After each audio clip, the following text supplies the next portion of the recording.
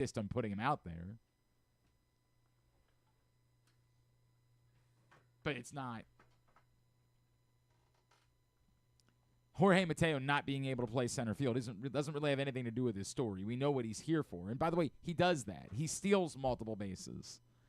And you somehow still manage to leave him stranded on third base. That's what Jorge Mateo is here to do. He's not here to play center field. It's almost a sick obsession that we've had with the idea of Jorge Mateo playing in the outfield. Like, the problem for Jorge Mateo was his position. Truth being, Jorge Mateo could... No. We're not doing that. We're not doing that. No. We're not doing that. No. You go. I don't want to track any mud in. No.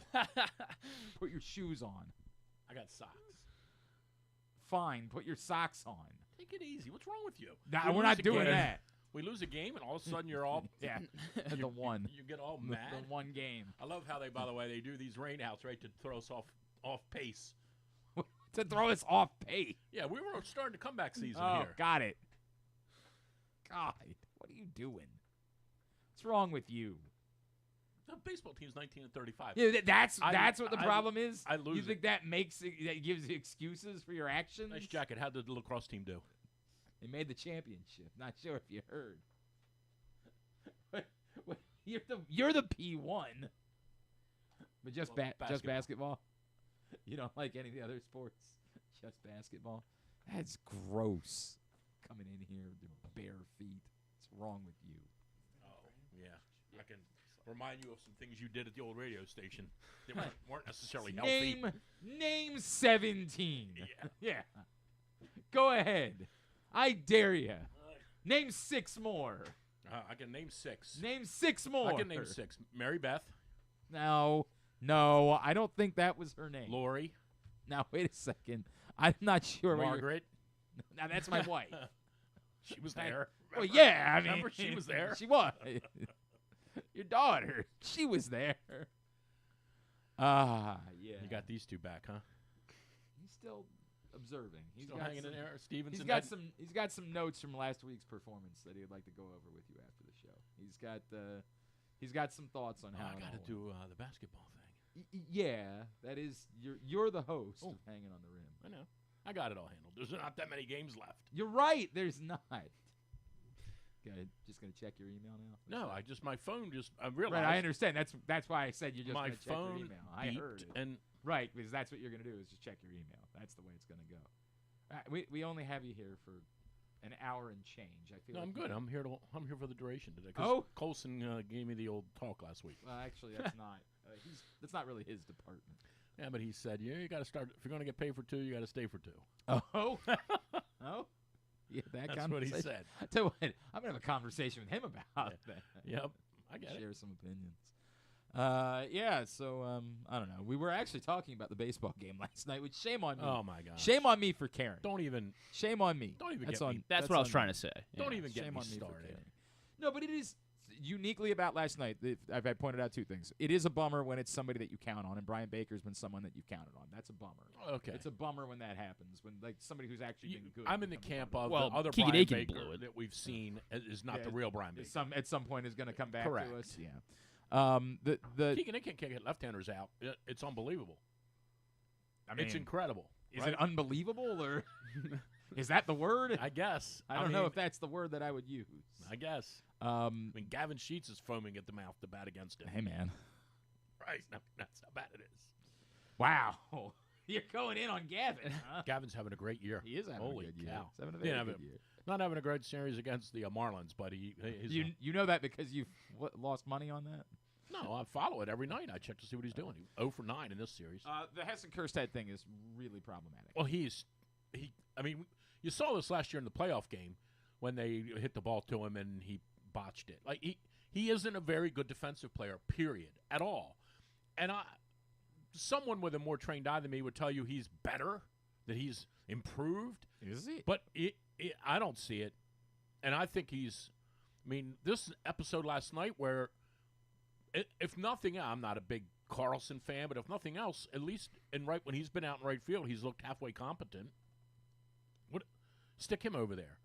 And why would you switch them last night? I didn't get that at all. But anyway, and then what's going on with Mullins? Why isn't he playing? He needs what do they call it? Load time or whatever the hell it's called in the NBA. What's wrong with him?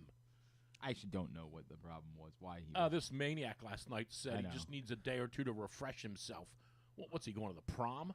Like, what are you talking about? This guy is a lunatic, by the way, that they have managing the team right now. He's insane. He is insane. I feel like you're trying to say something else. No, it's fun, man. I mean, last night he said, tell you what, I mean, we were 1 for 14 in runs per scoring position, but I tell you what, we were close. We had some it could have gone our way if we'd have got a couple hits. I'm like, yeah, if you'd have got 7, you moron. They said he was banged up. Banged up. Please, Steven Tyler's banged up every night and he goes on stage. It's a great point. I mean, come on. It's a great point. You're not Steven wrong Tyler about gets that. banged up on purpose and goes on stage. You can't go on stage without getting banged Correct. up. So Mullins is banged up. Okay, who cares? Going war on Cedric Mullins. I'm going war on Caitlin Clark, too, eventually. Oh, did you pay for tickets? No, I didn't. Why do you care? It's just wrong. What do you mean? Strap up. Getting hurt? Shouldn't say strap up. What the hell are you talking wrap up about? and get playing. What the hell That are was you a Freudian slip. Sorry, talking Caitlin. about? Wrap your Players quad, get injured. Wrap your quad up and give us 5 minutes. That's- Give these kids what they came to see. Jeez. It's an outrage tonight. Who paid for tickets that you're angry on behalf of? Why? I don't know a person ever to buy a ticket for the WNBA, but someone bought tickets tonight. Yes, lots of people bought tickets tonight. Sold and out? Lots of people. It was. Yeah, I mean, it was going to be, right? Sold out. Right. Right. I mean, like, no, yeah. they're never sold out, but Yeah. there were not going to be any seats available to purchase tonight. I mean, you could have gotten tickets, but they were going to be $200. I mean, like they were gonna. But I mean, at the box office? No, not at the box office. Oh. I mean, like The tickets are all gone. Yeah, Okay. they're all claimed, but this is where some of that is the Man, that's good coffee. the box offices now let the secondary market have some tickets to see what they can make. It's the whole thing. Right, like sure. there's no sold Yeah, out the team anymore. The team's in on it now. Yes, correct. Yeah, the Ravens, when the SeatGeek tickets are $700, the Ravens are thrilled. correct. Yeah. Correct. Sure, they're getting a piece They're of that. getting a piece of that. Of course. There's certain tickets they say, Yeah. you guys see what you can do with these. Yeah, sure. See what you can do on that. Yeah, I mean it's a bummer. Like for everybody that bought it. Is the DC team any good? I assume not, right? No, Yeah. definitely not Right. good. Basketball's just not our thing down there. Not our Except for thing. except for Maryland. Well, they're not in DC. I don't know if you. Well, You're a big fan. I would have They thought are. that you They're- would have When I go at some point. when I you go would have to- looked at the well, map. let's ask. What was it, Jake? Yes, exactly right. No, you got it right. Jake, when you drive, have you ever been to College Park for a game before? Ever? No, by the way, you answered your question. No. You answered it. Let me just You said where the game was. let me just ask you. Where's the game? You just said Have you where ever it been to a was. game at College Park I have not. of any sort? I have not. Never. Never. Okay, well then you can't answer the question. Have you ever driven? Dynamite stuff. I mean, Lord. Dynamite stuff, man. You've never. Where would you been in Dynamite. a cave your whole life? UMBC, I went one time. That's a good place to go see a ball game. I can't even. I mean, ask him if that one's in Yeah. DC. I could get there, Shit. but I'm not sure he even remembers the street signs. Stop. When you go to DC, when you go to No, College Park, Yeah. the signs say 95 South, and what's the name on the underneath of it? You're asking the wrong guy. I mean, I think it's I'm from Georgia. That's great. Tremendous. This is unbelievable, I love it. right? This is good stuff, man. That's a real shame for you how that. Oh, It says Washington D.C. Well, right. You are in the direction of Washington, D.C. You Anyway, are correct. about basketball's that. not our thing down down there. there. Yeah, Down clearly, there. right? You How keep could saying both those our. two teams be that bad? Well, the Mystics were good a couple years Oh, they ago. were? Okay. They won a championship. They had Elena Did they really? Deladon. I don't know if you remember her. I remember she had Lyme disease like I Yeah, did. Correct. What's she doing now? She retired. Okay. Yeah. He was all beat up. Yeah. She had too many injuries. Yeah, She there was was a a great lot player, going. though. Well, do you want to get after her, or is that you just save that for Caitlin Clark? I don't know what the rules are here. Well, she's retired. So she's fine. and she won a championship. Yeah, well, It's she's true. retired. She did. She did win a championship. She's retired. She did her job. So now it's okay. Caitlin Clark. You know, I'll tell you this. Go back and look and see how many games Shea Duran missed. It's a great point, right? I have no idea. Couldn't possibly. I know. 2. Yeah, Yeah. you remember. Drew is following. Right. Lower back strain. Let's go. I called down to Maryland. I'm like, We got a problem. back expert here. We got a problem here. Back expert. Got a problem on this one. All right. Do you have anything to say about the Orioles? Do you care? Yeah, I care. Do you? I do. I- It's unbelievable. I'm mad at They made the playoffs 2 years in a row. They were one of the best teams in the American League for the last 2 years, and now they're terrible. Well, they've won 3 out of their last 4. It's unreal. They've done that. And they fired the manager and somehow came up with a guy worse, which is almost hard The to do. funniest line, and we had Nightingale on yesterday because he put in his report was, if the Orioles make a managerial change in the offseason. I didn't know how to say it when I was talking to him yesterday, but You mean they're going to keep this dude? how could that be an if? How could there possibly be? Who did you talk? Who is your source that suggested they might not? Could you imagine? No. I mean, no. Flat out, unless they want to But just that is lose. like the real problem is, and this to me why I am in the camp of you need to hire a manager now. Like for everybody I that do says too, but who's coming right now? there's who do you lots of guys that don't have jobs. Yeah, There's but- lots of them. But if I'll just use Joe Girardi. Mhm. If Joe Girardi came right now, he's going to say to you, "What? I need how many years? What's his contract? What's he want?" 5 years. Yeah, probably, that's what I something would like say. that. 4 or 5, Yeah. right? Yeah. Which is really code word for we'll give you 2, and then if Right. we don't like you, we'll fire you and we'll eat the other 3. We don't care. Right. More or less. I don't really understand. I don't think the year is going to be the issue in getting a manager. I don't think that's It's the money. problem. No, I think it's the question of how this is going. Is the manager going to? Multiple people have said, I'm not sure Skip Schumacher is going to want the job because I don't think he's going to want to run interference from Mike Elias. Well, I wrote that last week that I thought one of the things that's going to hold them back from getting a qualified guy, and I listed 3, and I inadvertently left out Buck, but Girardi, Schumacher, Joe Madden, and you could add Buck in there if you want. And there's probably somebody else floating around that I'm not thinking of. One of the problems is going to be the very, very first thing they're going to do. I got offered a job once in Buffalo, way back, at the end of my soccer career. I got offered a job in Buffalo, and the very first person I called was the guy who they fired. Mm-hmm. It was very perfect, Said- and he was a friend. I of want to mine, know. Right. I want to know. He was a good friend of mine, and I said, Right. "Tell me, and he was actually pretty good about it. But if you called, the first person these guys are going to call is Brandon Hyde, and they're going to say what happened, and he's going to go, I don't know, ask the guys who made the lineup every day. Right. Oh, you mean you didn't make the you lineup? didn't have the power? I mean, kind of. They let me put it in whatever order I wanted, but they pretty much told me these are the This 9 is guys what who we're are going to doing. play. And I don't know how that would go over with Joe Girardi. I mean, I don't know. Joe Girardi might go, okay. Or Joe Girardi might go, really? Okay, well, I'm not doing that. I don't know. I honestly don't know. But I do think that's the first phone call. The first phone call any of these qualified guys makes is to Brandon Hyde, and they say, give me the skinny on it. And Hyde might be ultra professional, and he might say, you know what, dude, it just was time for me to move on. I've been there. We flubbed it in the playoffs a couple years before that. I knew kind of if we didn't get off to a good start, I was in trouble. They're fine. They're harmless. They're good people. He might do that. Or he might go, you don't want to work for those son of a bitches. I don't know.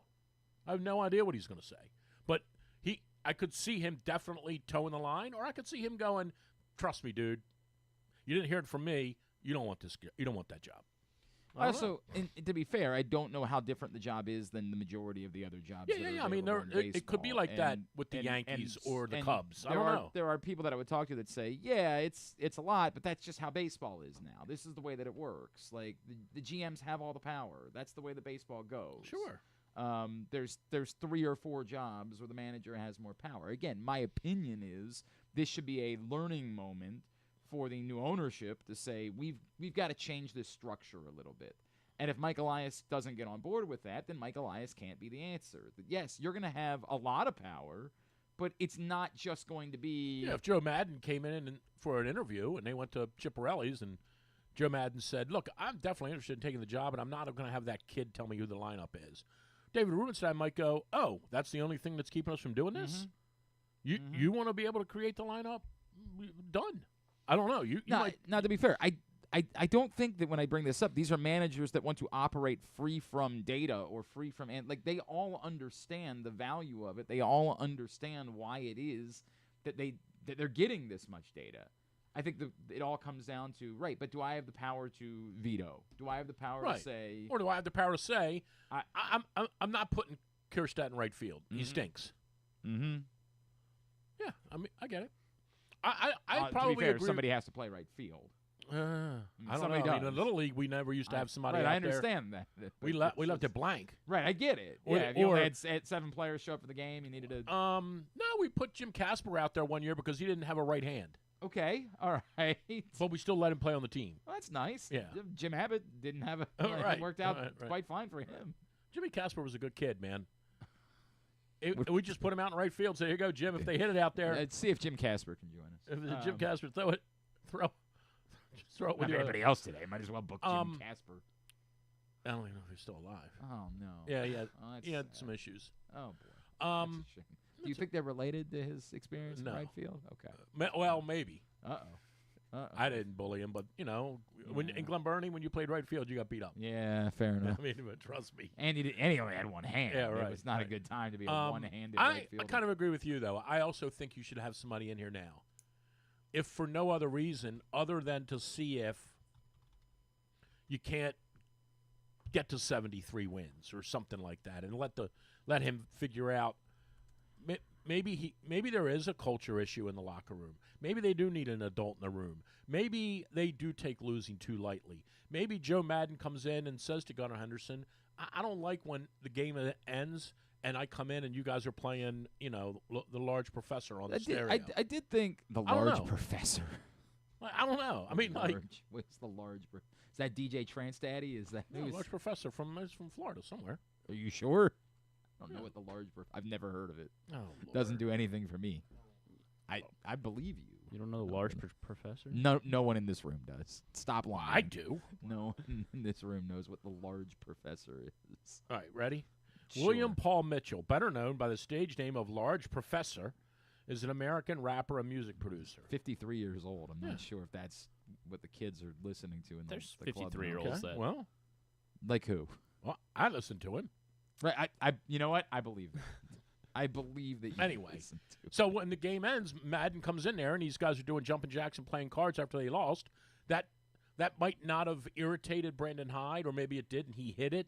Maybe it irritates Joe Madden. I and did in think that was August, interesting in the Baltimore Banner story that there See, was I didn't read that, so paraphrase that for me. there was a little bit more of Brandon Hyde getting after and challenging these guys, And they didn't like it? No, I don't even think it's that they didn't like it. I think the sense was more like we understood, we failed. Oh, gotcha. Like we failed. Who was quoted? Anybody? I don't think any of the active players were quoted. I Okay, think they were so- just I take that story with a grain of salt. yeah. That's nonsense. That's just the crap that we say now in 2025. If you think that Andy Costa is making things up, then get the entire F out. I mean, seriously. Like, that's what you're actually saying when you say that. I understand it's simple to say, like if it's unsourced, it doesn't mean anything. But what you're really saying is, I think that Andy Kostka is making things up. That's what you're saying. What did the other players say? What other players? Well, whoever was quoted. Who was it? What do you mean, who was it? Well, you said there were some players who were quoted. I just said I don't think any of the current No. players were That's what I quoted. mean. Who were the other players? Who were the... Oh, I think the sources were all the current players. Oh, okay. So, Yeah. Gotcha. I mean, I don't think they asked. I'm pretty sure they didn't ask Adam Jones' opinion of. No. Okay. What I was- thought you what meant was going ex-players on. who played for the Orioles, like, I'll make it up, James McCann. Oh, I can't remember if there was anybody like that. No. Okay. And you're the one that thought the voting totals were legitimate in Yes, 2020. definitely thought that they were. Yes, you know what? I did. 100%. I believe they were legitimate. You're not gonna. It's gonna sound crazy. I believe they were fairly legitimate most years. Except Fairly. that year. No, you keep saying that. They were It's crazy. I think that when people don't have to go anywhere to vote, they're more inclined to vote. Gotcha. It's wild how that works, right? Like when you can just do it from All home. 15 million of them. When you can do it from home. Yep. When you don't have to go stand in a line somewhere. Yeah. It's amazing how it works. They that got people you, are didn't they? like, Maybe I'll do that. They got you, didn't It's they? like why did people vote for American Idol but not vote for the president? Well, I know why maybe I know why maybe they voted. it's easier to I know vote. why they voted for Carrie Underwood. Well, yeah, sure. She was lovely. I don't Yeah, right. disagree with that. But So no current players were quoted, but they were sourced to say we didn't. Maybe we failed him yes. in general. Yes. I would agree with that. I mean, I don't know how you could. I would agree with that more than anything else. I don't think Brandon Hyde. You either don't think Brandon Hyde mattered last year, and therefore didn't matter this year, or you have to assume he mattered last year, and he mattered right. There's only one. You can't have it. You can't have X one year and Y the next year. You can't say he didn't matter last year, but he did matter this year. It doesn't work that way. This is the hardball argument all the time. I'm trying to remember. Somebody brought up to me recently, well, I wouldn't hire Buck Showalter back because look at what happened in New York. And then I said, right, but would you a flying F? But would you hire Skip Schumacher? And they Right. said yes. I said Skip Schumacher lost 100 games last year. Right. Like who cares? But you yet either we think Skip Schumacher is a good manager. Right. And this is the argument all the time with John, right? When the team wins, it's never John. When the team loses, it's always John because people are stupid. But that's how they think. And it's the same way with this guy. He's a terrible manager. Well, how come the team won? Oh, well, because the players were really good and they performed great. Right. Oh, gotcha. Right. Man, the team sucks now. We got to get rid of Hyde. What about the players? Man, Hyde's terrible. Told you that before. So these are some interesting quotes from the Baltimore Banner story.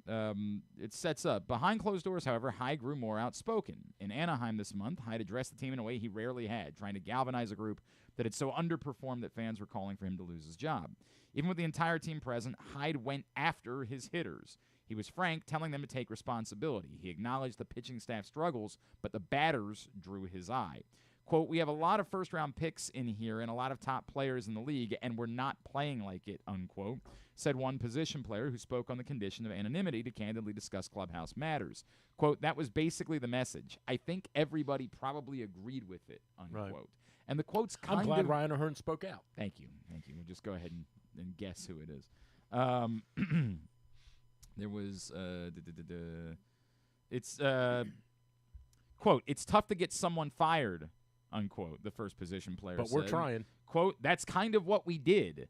We accidentally, not on purpose, got him fired. And that's a result of us not playing good. It sucks to look in the mirror, and that's what happened. But I think a change probably had to be made to some sort of kind of shake things up, I guess. Mm-hmm. Well, if Gunnar thinks that, that's fine. No problem. At least those two spoke. But to the point, they're right. They got the guy fired. Well, here's what I would say. Those kind of encounters, I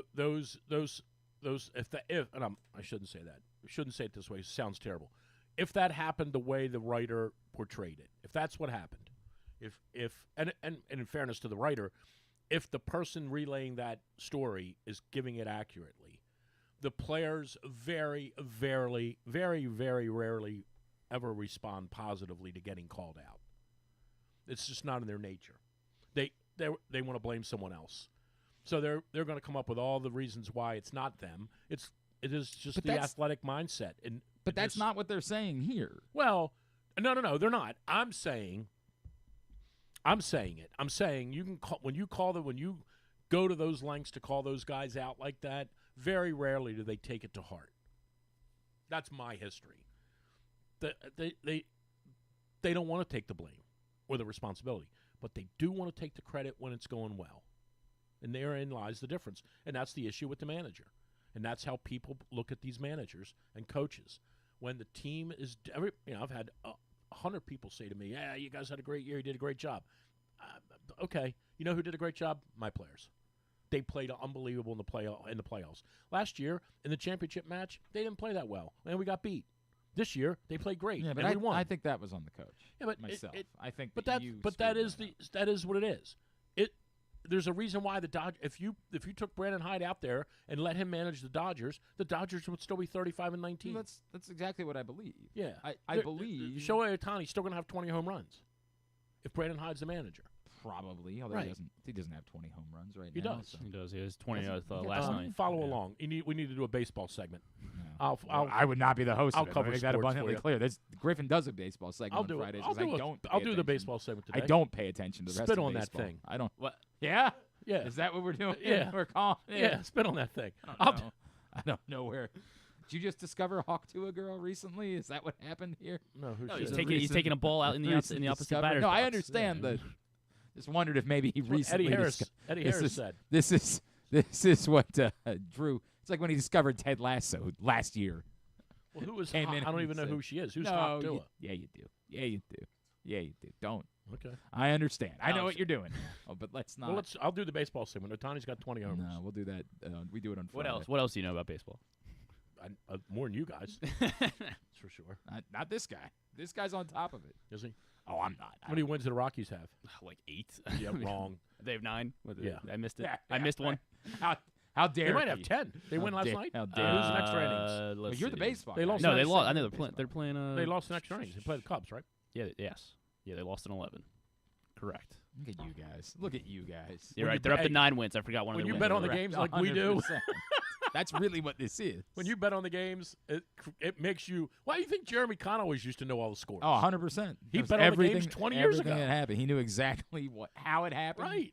What Right. happened in the fourth quarter. Right. Who played poorly. Right. The whole thing. No doubt. And then then he judged is somebody a good player based on whether or not they won. Something bet happened scoring. last night, by the way, in San Diego last night. It never happened before in the history of baseball.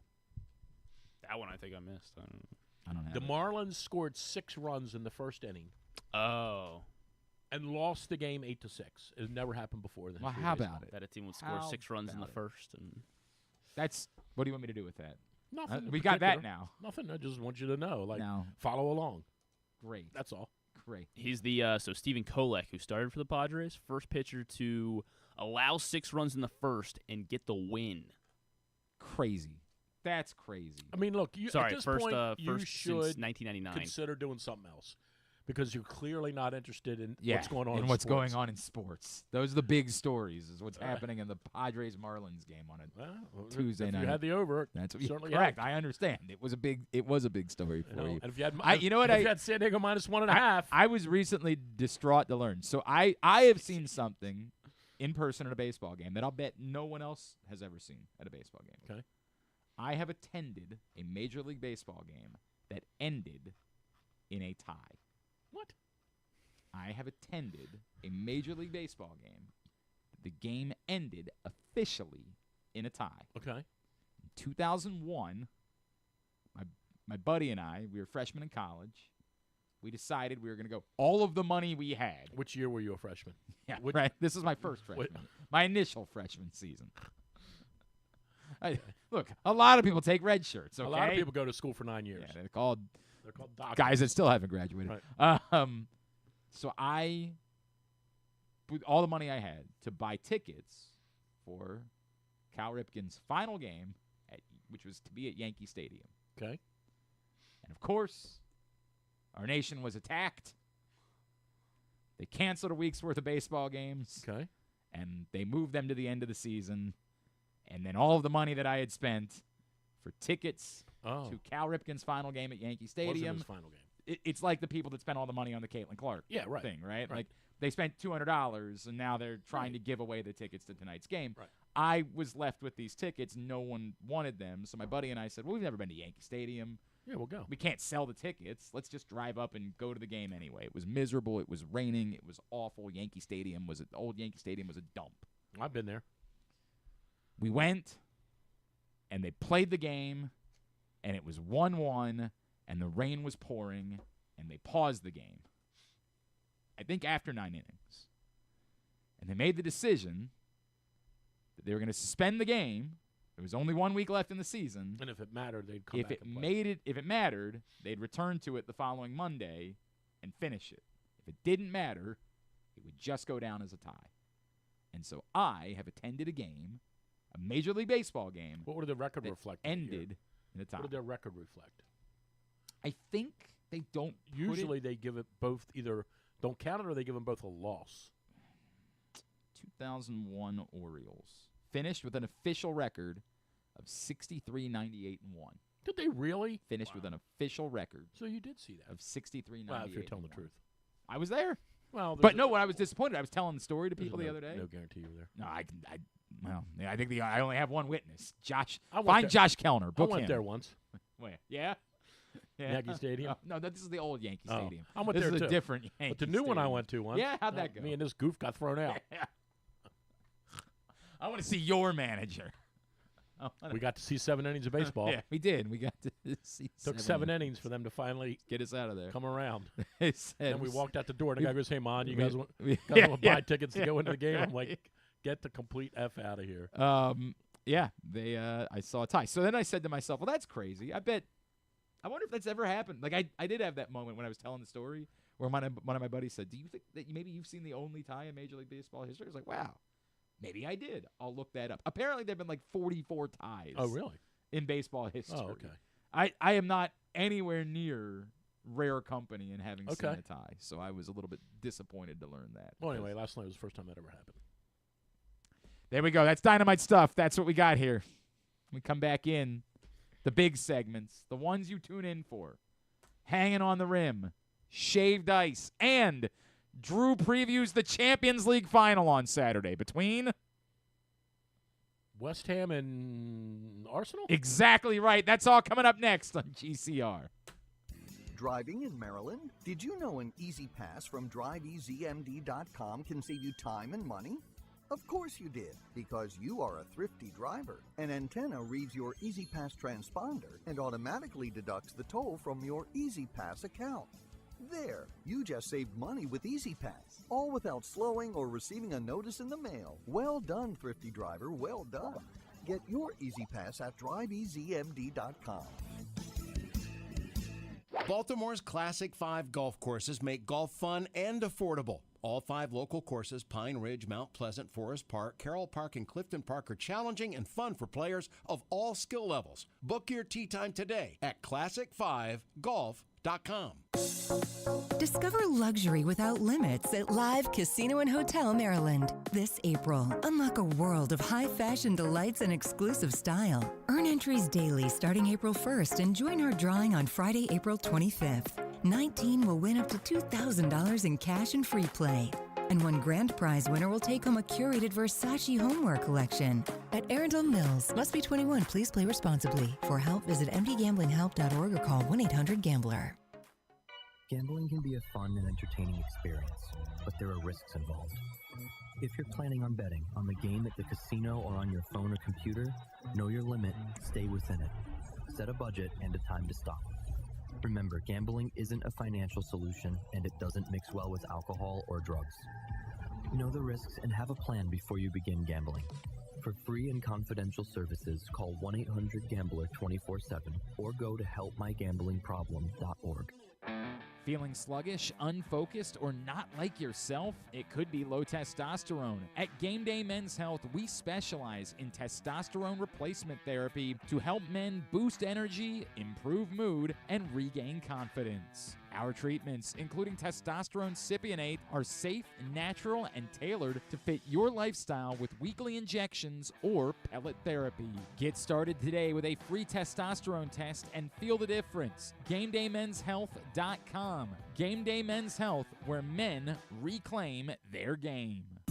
The latest edition of Press Box is available now, and on the cover, Luke Jackson looks at the long road back from Tommy John surgery for Orioles closer Felix Bautista, as well as Kyle Bradish and Tyler Wells. Also inside, we learn more about new Maryland basketball coach Buzz Williams from the players who have played for him at other stops. Plus, evaluators around baseball chime in on Orioles' top prospect Samuel Basayo. Press Box is available for free at over 500 locations throughout the region, including 60 Royal Farm stores. Or you can read the entire issue online at PressBoxOnline.com, where you can also find great betting advice and the best daily coverage of the Orioles, Ravens, and Terps. Contrary to what some people believe, I actually like this guy when he sleeps. Glenn Clark, talking sports. All right, back in here on GCR as we continue along on a Would You Rather Wednesday edition of the program. These scenarios are up at Glenn Clark Radio on Twitter, Facebook.com/Glenn Clark Radio. Get your responses in. Somebody is winning a $30 gift card to Glory Days Grill just for participating. But first, I don't know what music you're going to hit, so whatever you hit, that's what we're doing.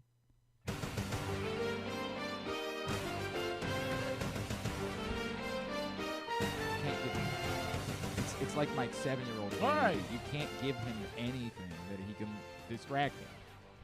You can. If you put a rubber ball in front of him, he's Well, I gonna mean, that's bounce cool. the A rubber rubber ball is cool. I mean, Like that's all the right. way that it's gonna go. Let's You wouldn't? It's time for You wouldn't? It's time for shaved ice.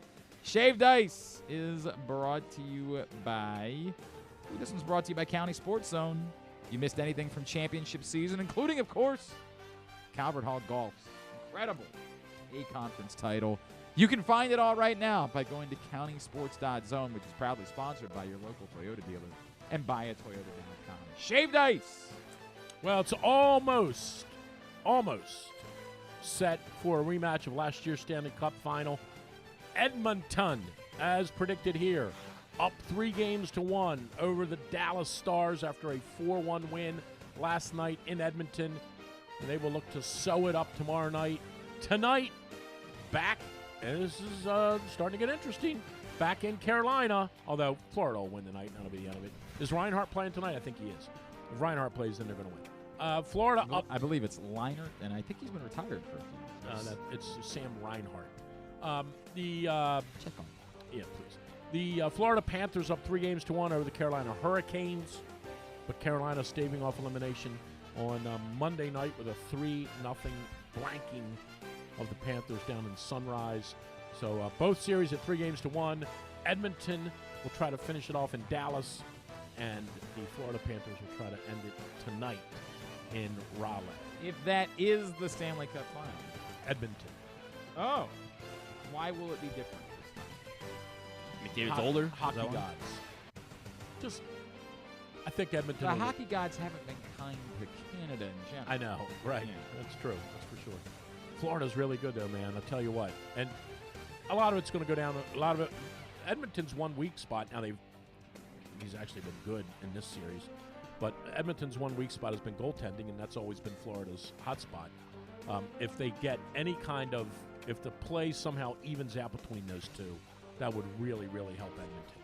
If Skinner steps up to the plate and has a big series, and Bob has one or two off nights, that really levels the playing field. But they got to get there first. If you had to pick one of the two series that wasn't as dead as we think it is. It'd have to be the Dallas one, right? Carolina just looks so overmatched. No. I would say Carolina has a, what do you mean, goes 7? Yeah, that You mean- somehow this isn't, it's not just going to end in game 5. Like, it's not, I would say if Carolina wins tonight at home, that starts to increase the, but wouldn't the Tension. same thing be said about Dallas? yeah, but I think the Florida-Carolina series, that was a shocking result the other night. That Florida had that, all they had to do was hold serve, and they didn't even, Carolina pretty much took it to them. I think that one, if Carolina wins tonight, that could be interesting. Carolina's got guys that can score. They, obviously they haven't had a great series until the other night, but How's Darcy Kemper? he's not bad. He was terrible for the Caps. You sure? In this series? How's it? No, he's not playing. He plays for the Caps. Well, that's weird. You sure? I'm positive. I heard I a guy. I don't know what happened. I heard a guy going on about. I was really hungover that night. But Wait a second. NyQuil.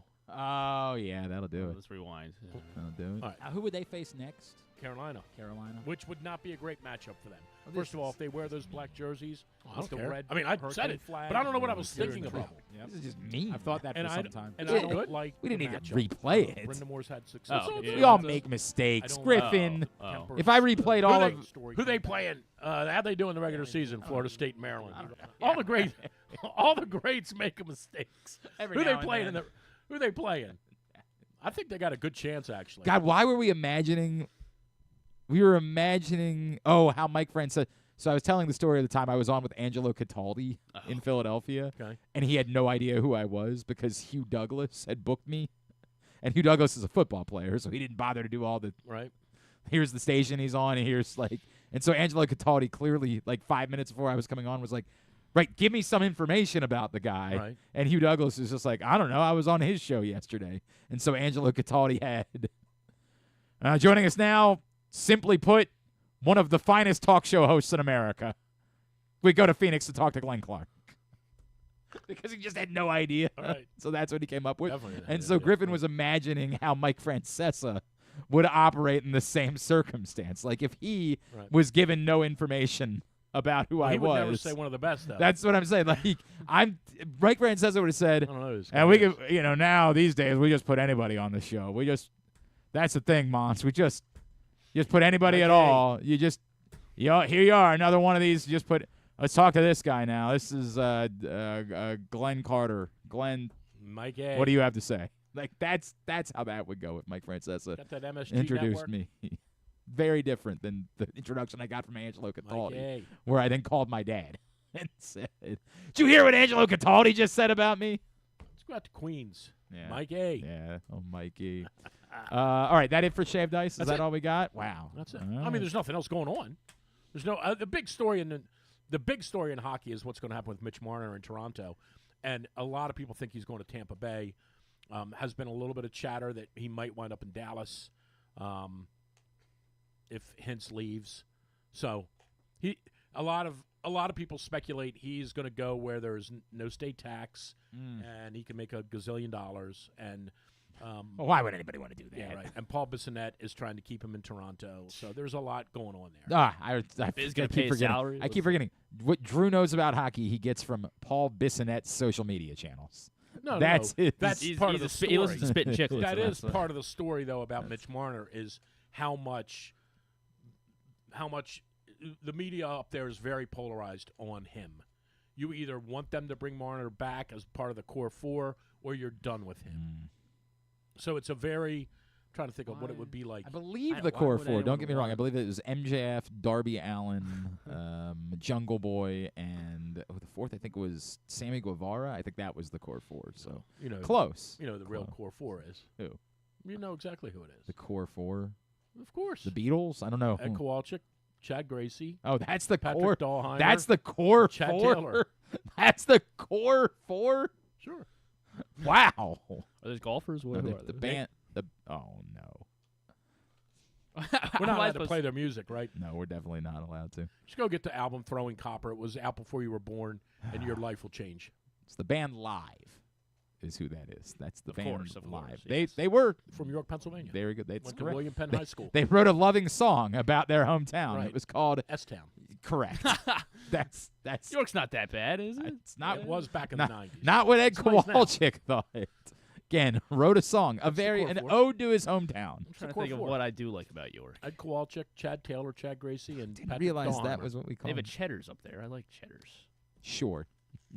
There you go. Anyway, so that's but the Mitch Marner thing is a big deal because it would definitely All right. hurt the Maple Leafs. All right, I'm bored. Go ahead. Next.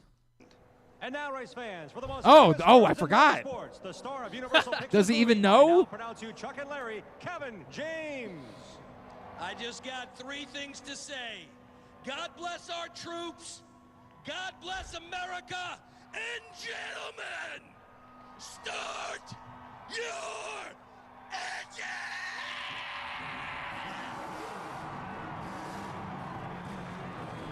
Rubbins Racing is brought to you by the print issue of Press Box, which is still available at your neighborhood Royal Farms, any of the hundreds of locations around town where you find Press Box. Read it all, PressBoxOnline.com. Great cover story from Luke Jackson about the hard road back from major elbow surgery. Yeah, tell us all about the Indy 500, the Coca-Cola 600 were this weekend. All right, here's what I'm going to do because I feel like you guys are questioning my knowledge of racing. Uh-huh. That's what it feels like to me. No, you're the host of the show. I'm not so questioning. I feel like I owe this to you. All right, you ready? Yeah. Richard Petty, Uh-huh. Bobby Allison, Yes. Davey Allison, Right. Cale Yarborough, Right. Buddy Baker, Uh-huh. Darrell Waltrip, These are, yeah. Well, say the other one. Jeff Gordon. No. I'm doing Oh, this. okay. Sorry. Okay. Fair enough. Michael Waltrip, Thank you. Joey Logano, Uh-huh. If I gave you Mike Allmendinger. 10 guesses as to who won the Indianapolis 500. You can give me 150 guesses. Yeah? I have no idea. Mark Donahue. Actually, he's dead. Who was the guy that played right field for you? For who? For you. Oh, Who's- Jim Casper? Yeah. Jimmy Casper? Wasn't him either. It No, wasn't. Mark Donahue. Did Alex, Mark Donahue die in a car in a race? I don't know. I don't know the story. Alex. I have no idea. I'm trying to. Alex I mean, you could do this all night. I don't know who you're talking about. Alex Palau. I don't follow racing. Alex Palau. Well, then how are you the host of Rubbin's Racing? Because you guys gave me. How can that be the case? You guys gave me There was a big story that came out of the Indianapolis gave me 500. $100 a week. And said, There was a big story that came out of the Indianapolis 500. Did you miss it? Big story. Connor Daly admitted to something that happened during the Indianapolis 500. I missed that He one. peed I in thought his it was pants. just. Don't they all do that? From the Indianapolis they do, Star. They don't admit to it. Nature delayed the start of the Indianapolis 500. It also called Connor Daly. The 8th place finisher in Sunday's race at Indianapolis Motor Speedway revealed Monday night that he had to go as he sat in his car awaiting the start. Quote, "Never in my life have I urinated in my car until Sunday. I was sitting on the grid and I was like, this is the best car I've ever had in my whole life. I'm going to have to pee in this thing. I kid you not," he said at the victory celebration. Now, I don't know why he was at the victory celebration. Yeah, I mean, that's pretty good. I don't know how that You'd be happy worked. if you gave an 8th. I mean, I guess that's fair. It would have been very surprising if I had managed to come Don't in they eighth all at the pee in the Indianapolis car? 500. Like, A brief rain shower. you're Well, supposed to sweat it out, I guess, is typically. I got to be honest with you. I've never really gone that deep into this conversation. A brief rain shower delayed the Indy 500 start by about 45 minutes. Daly led 13 laps, but issued. Well, nobody cares about that That part. screwed Kyle Larson. I had to go really bad, Daly said. I don't know if it was the diabetes or I'm just getting really old. Elio Castroneves should know he's halfway to 100. I don't know if that happens to him a lot. I literally did the whole race sitting in my pee. Whose segment is this, by the way? Well, I mean, we tried. I mean, you're. And all you had was listing names of I thought it was Alex Lapau was the first. Palau. Palau. What did I say, Lapau? Yeah, you did. That's It's same okay. thing. Yeah. It's sports. You still did. First Spanish. Yeah, I thought First it might be Spaniard. time for you to reconsider how much you know about sports. Well, hang on. I know you didn't know who won the Indianapolis 500, but you know who won the Charlotte race, right? Ricky Stenhouse Jr.? That is a racer. You got that going for you. What if I told you he's very famous? Well, something he once did in a race is extremely famous. Oh, Dale Earnhardt. Well, that part is true. That you're right about that part. He once advanced to the championship round of the playoffs by slamming his car into the wall and riding the wall They changed in the rules order 'cause to of that, right? They changed the rule because I know who. I mean, like he I know this event. I can't rode think the of who it wall, was. kept his speed insanely high, and managed to pass Joey Logano to steal a spot in the championship round of the playoffs. Back when racing was Yeah, something. when Rubbin was racing, right? Yeah. Kyle Busch. There you go. Ross Chastain. Oh yeah. Who? He won. Ross Chastain. Wasn't that the guy from the Friends? winner. Yeah, exactly right. You got it. Ross Chastain, the winner of the Coca-Cola 600 I don't down know in who that Charlotte on is. Sunday night. He was the guy Jeff Magritt's buddy. who in the play, Like yeah, pulled correct, it. won the Shell Houston Open a few years. Why don't we do a golf segment here, by the Because way? nobody cares about golf. It's the only thing I know. Yeah, well, we can talk about the French Open if you'd like to talk about the French Open. No, you got Is nothing on that. Nadal still on the Tennis juice? segment, He going to win again? We're talking to the author of the Nadal biography later on in the program. Is he right about it? About him being on the juice? No, that's just something that you have concocted. What would be the name of our You- tennis segment? Please. What would the name of our You tennis said it was segment? fuzzy. What did you call it? Yeah, fuzzy balls. New fuzzy Yeah. balls. Fuzzy balls. You don't think Nadal was on the juice? If he was, it was because everybody was on the juice. I just I don't didn't care ask the you if way. everybody was. I asked you if you think he was. I think either they all were or they all weren't. That's what I'm. I You don't. are- what a defender of Nadal you are. No, I just think it's the same way that every sport works. I don't get angry about steroid users in baseball. I don't care. It's like asking me if I think they ate protein bars. I don't care. Like You think you shouldn't be allowed to It's- pee in your car when you're in the Indy 500? you get disqualified Yeah. for. Do you Well, think let's that's ask like the a author of the book if he performance thinks Nadal's on enhancing the somehow? juice. Do you care about this? Sell some books for the guy. What? Yeah, sure. That's what we're gonna do. Why do you care? Who's our favorite in the French Open? I mean, Djokovic? Carlos? well, Carlos is the favorite, but Yannick Sinner seems to Alcatraz win is the everything. favorite? Yes, all Alcatraz. And what about Djokovic? He's among them, Isn't but yeah, not It's the only two guys I know left yeah. in tennis. So you don't know the number one player in the world, Oh, Sinner. right? Correct. They made that movie about it. Yeah. They just it was an He's interesting. not better than his other two, though. No, he's the best player in the world. No, he's not. He's like Un- 21, isn't he? Undisputably, he's the best player in the world. No, No, he isn't. with respect, you have no idea what you're talking about. Djokovic is better. He used to be. He's not as good as Tommy He's- Paul. Djokovic might not be in the top 5 at this point. That's crazy. Like, how many majors do you have? 25? The most, 24. 24. Yeah. Soon to be 25. I mean, these guys. Yeah. I don't. Who won the Australian Open? Yannick Sinner. Isn't he the one that had the cocaine problem? No, that was Richard Gasquet. Okay. He But Sinner was just the- got. but Didn't Sinner get? yeah, well, he got busted for something? steroids. Oh, the Yeah, steroids. yeah. So he is on the juice. Yeah, they all are. This And is you love to defend these tennis players. They all are on the juice. It's unbelievable. I don't know. Apparently, the other players are angry about. They're not angry that he got busted. Richard Gasquet actually Yeah. didn't use cocaine. Well, he kissed a girl, right? He kissed a girl 100%. who had been using it, and her brother. Very, very logical explanation. It's a very. It happens, man. Oh, Sinner's the one Yeah, that got who the, among us hasn't been popped Yeah, right. for cocaine because we were making Right. out with a girl that used cocaine? Right. Sinner I got- dare you. Sinner- One person in this room, raise your hand if that hasn't happened to you. Sinner. Oh, yeah, I'm so Sinner's sure. thing was the massage therapist oil, right?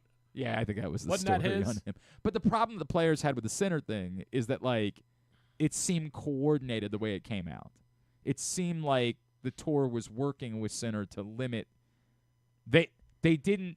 How big a deal it was? They didn't leak that he had tested positive until they also leaked what his story was. Oh, gotcha. It seemed like they were coordinating with him Gotcha. to try to help protect him, and it just so happened to be that his suspension was between the Australian Open and the French Open. Like, his suspension just so happened to time out that he didn't miss a slam or anything like Right. that. So the players, and they don't seem to be taking it out on him. They seem to be taking it out more on the tour than on him. But the players are not happy with how that went. So because of that, I think I've got no choice but to root against Yannick Sinner.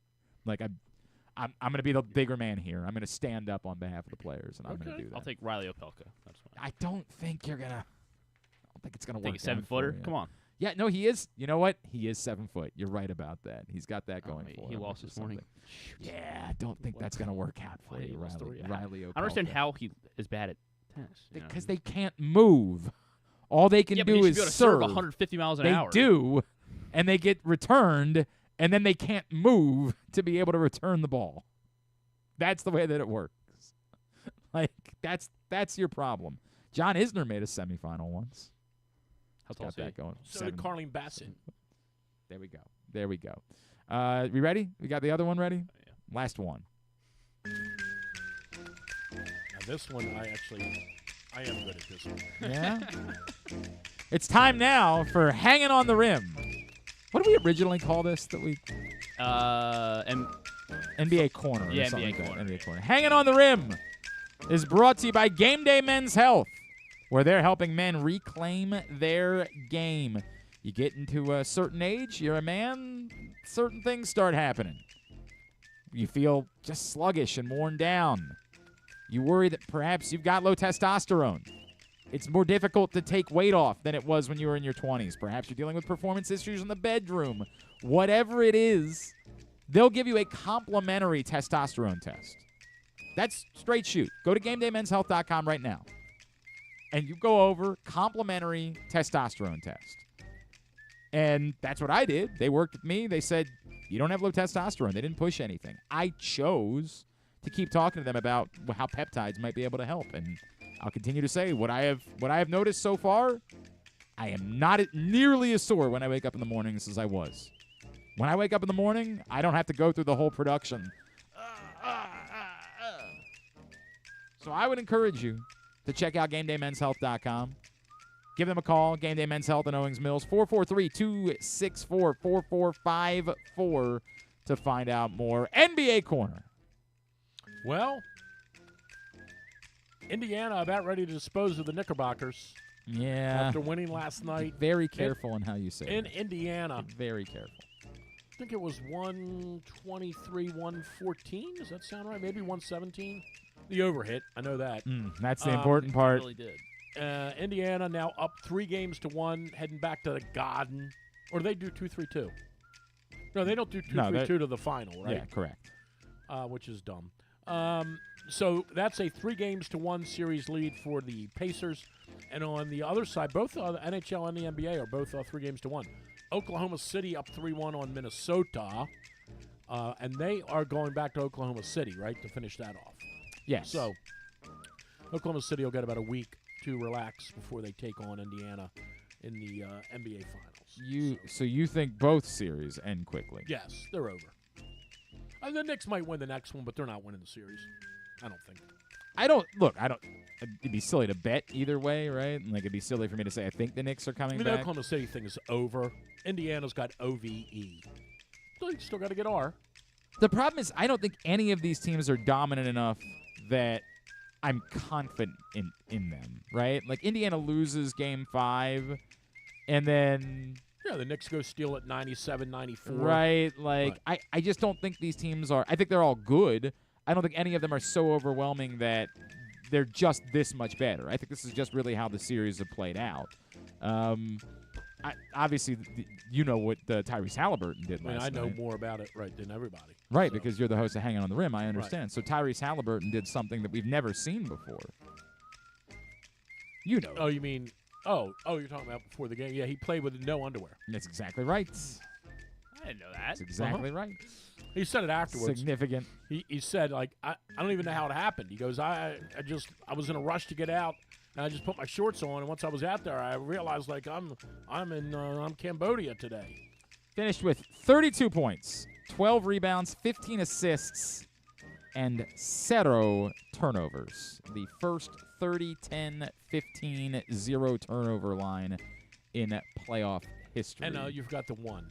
What's that? One, Dad is a total Well, flaming a-hole. He was there last night. He seemed to be just I'm saying, fine. But that's the He one. seemed- 32, did we miss- 12. Did we miss anything? It seemed like his dad was fine last night. Well, wasn't because he wasn't allowed on the floor. Yeah. Which, by the way, why was anybody ever allowed on the floor? This is the part that nobody's talked Well, about. because he's in this. Halliburton's dad. Like, so. don't get me wrong, the guy was a maniac, 100%. And you could tell that Tyrese Halliburton was okay with his dad being put in timeout for a little while. Like, you could tell, because if Dad, this is good for you. if he had a problem with it, it wouldn't have happened. Let's make that abundantly clear. If Tyrese Halliburton thought the Pacers overreacted, he's got the power. He's Tyrese Halliburton. He steps in and says, no. We're not doing that. You want me to stay in Indiana? You want me, one of the top players in the league, to remain here? You're not doing that. You could tell that Tyrese Halliburton recognized I got a this would be good for my dad. question for you. I've been meaning to ask you this, Mhm. and I haven't. Better album, Breakfast in America by Supertramp. Great. Or August So and Everything the point of After, all of or this Counting is Crows. August and Everything After. I don't know about that. No, it's better. It's better. Don't get me wrong. Good album.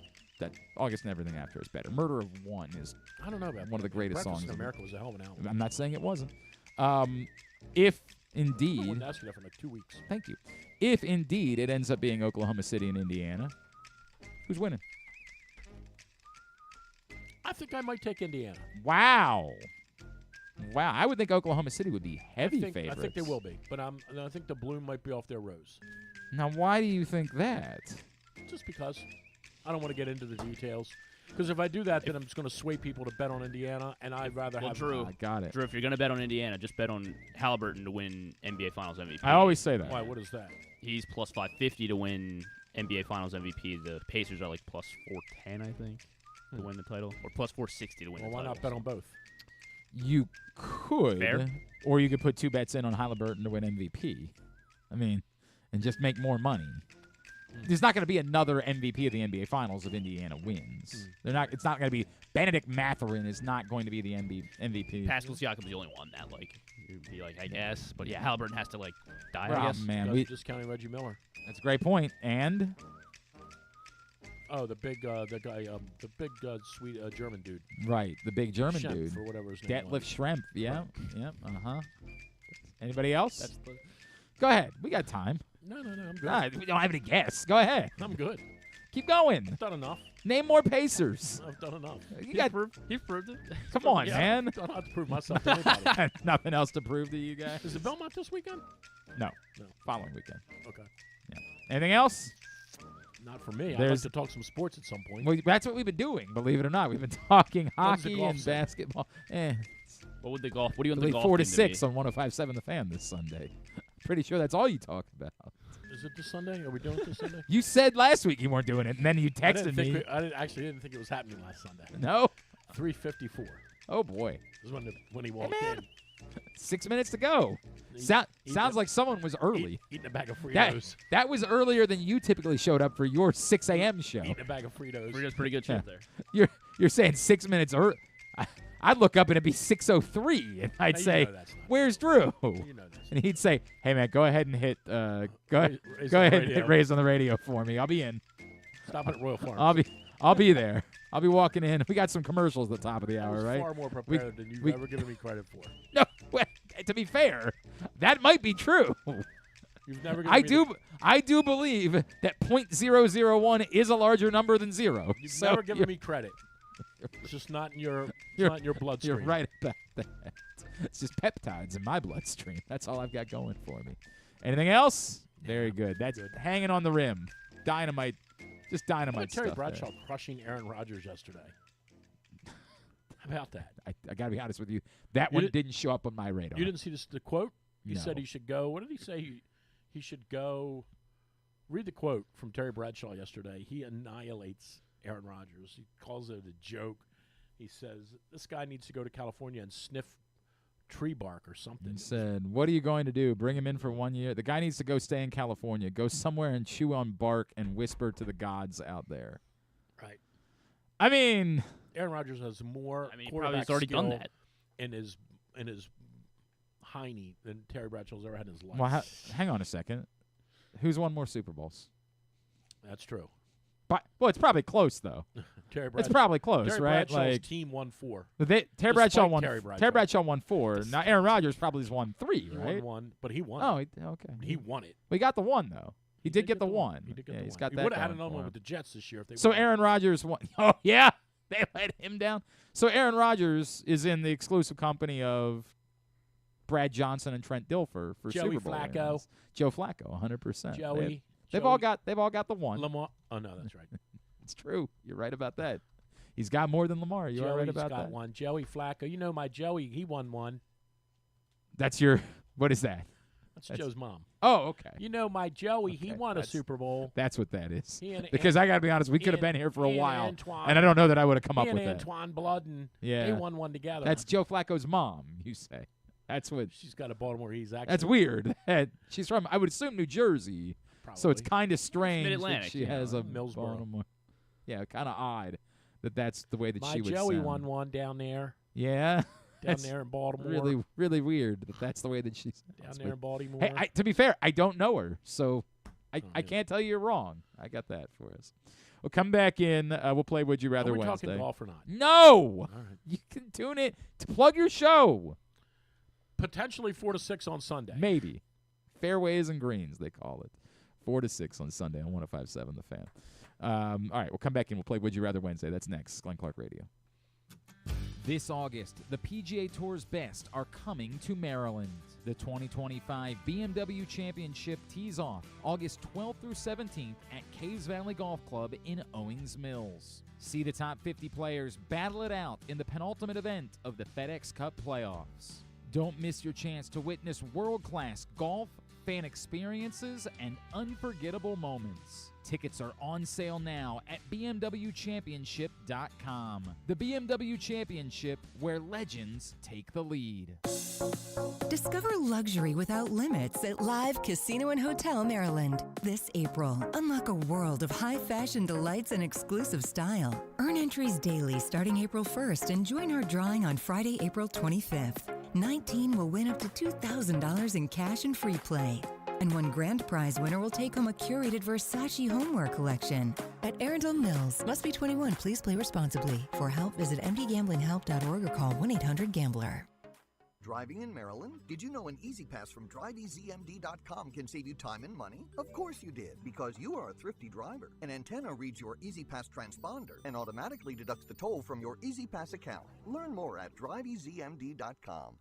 What makes the Costas Inn so special? This is Stan the Fan telling you that it's the people that work for you, cooking and serving. But that menu is also special with a capital S. Soups, salads, the raw bar, pasta dishes, seafood specialties, and entrees like the Costas combos, steaks, chops, ribs, amazingly delicious meatloaf, and all manner of delicious spilling sandwiches, including pit beef and turkey and subs. Of course, the steamed crabs are as good as you can get anywhere, and they serve them 12 months a year. The crab cakes are out of this world. Kostas is open 7 days a week for lunch and dinner at 4100 North Point Boulevard. And coming soon, very soon, Kostas in Timonium at the OTB Parlor at Timonium Racecourse. We'll get you the opening date real soon.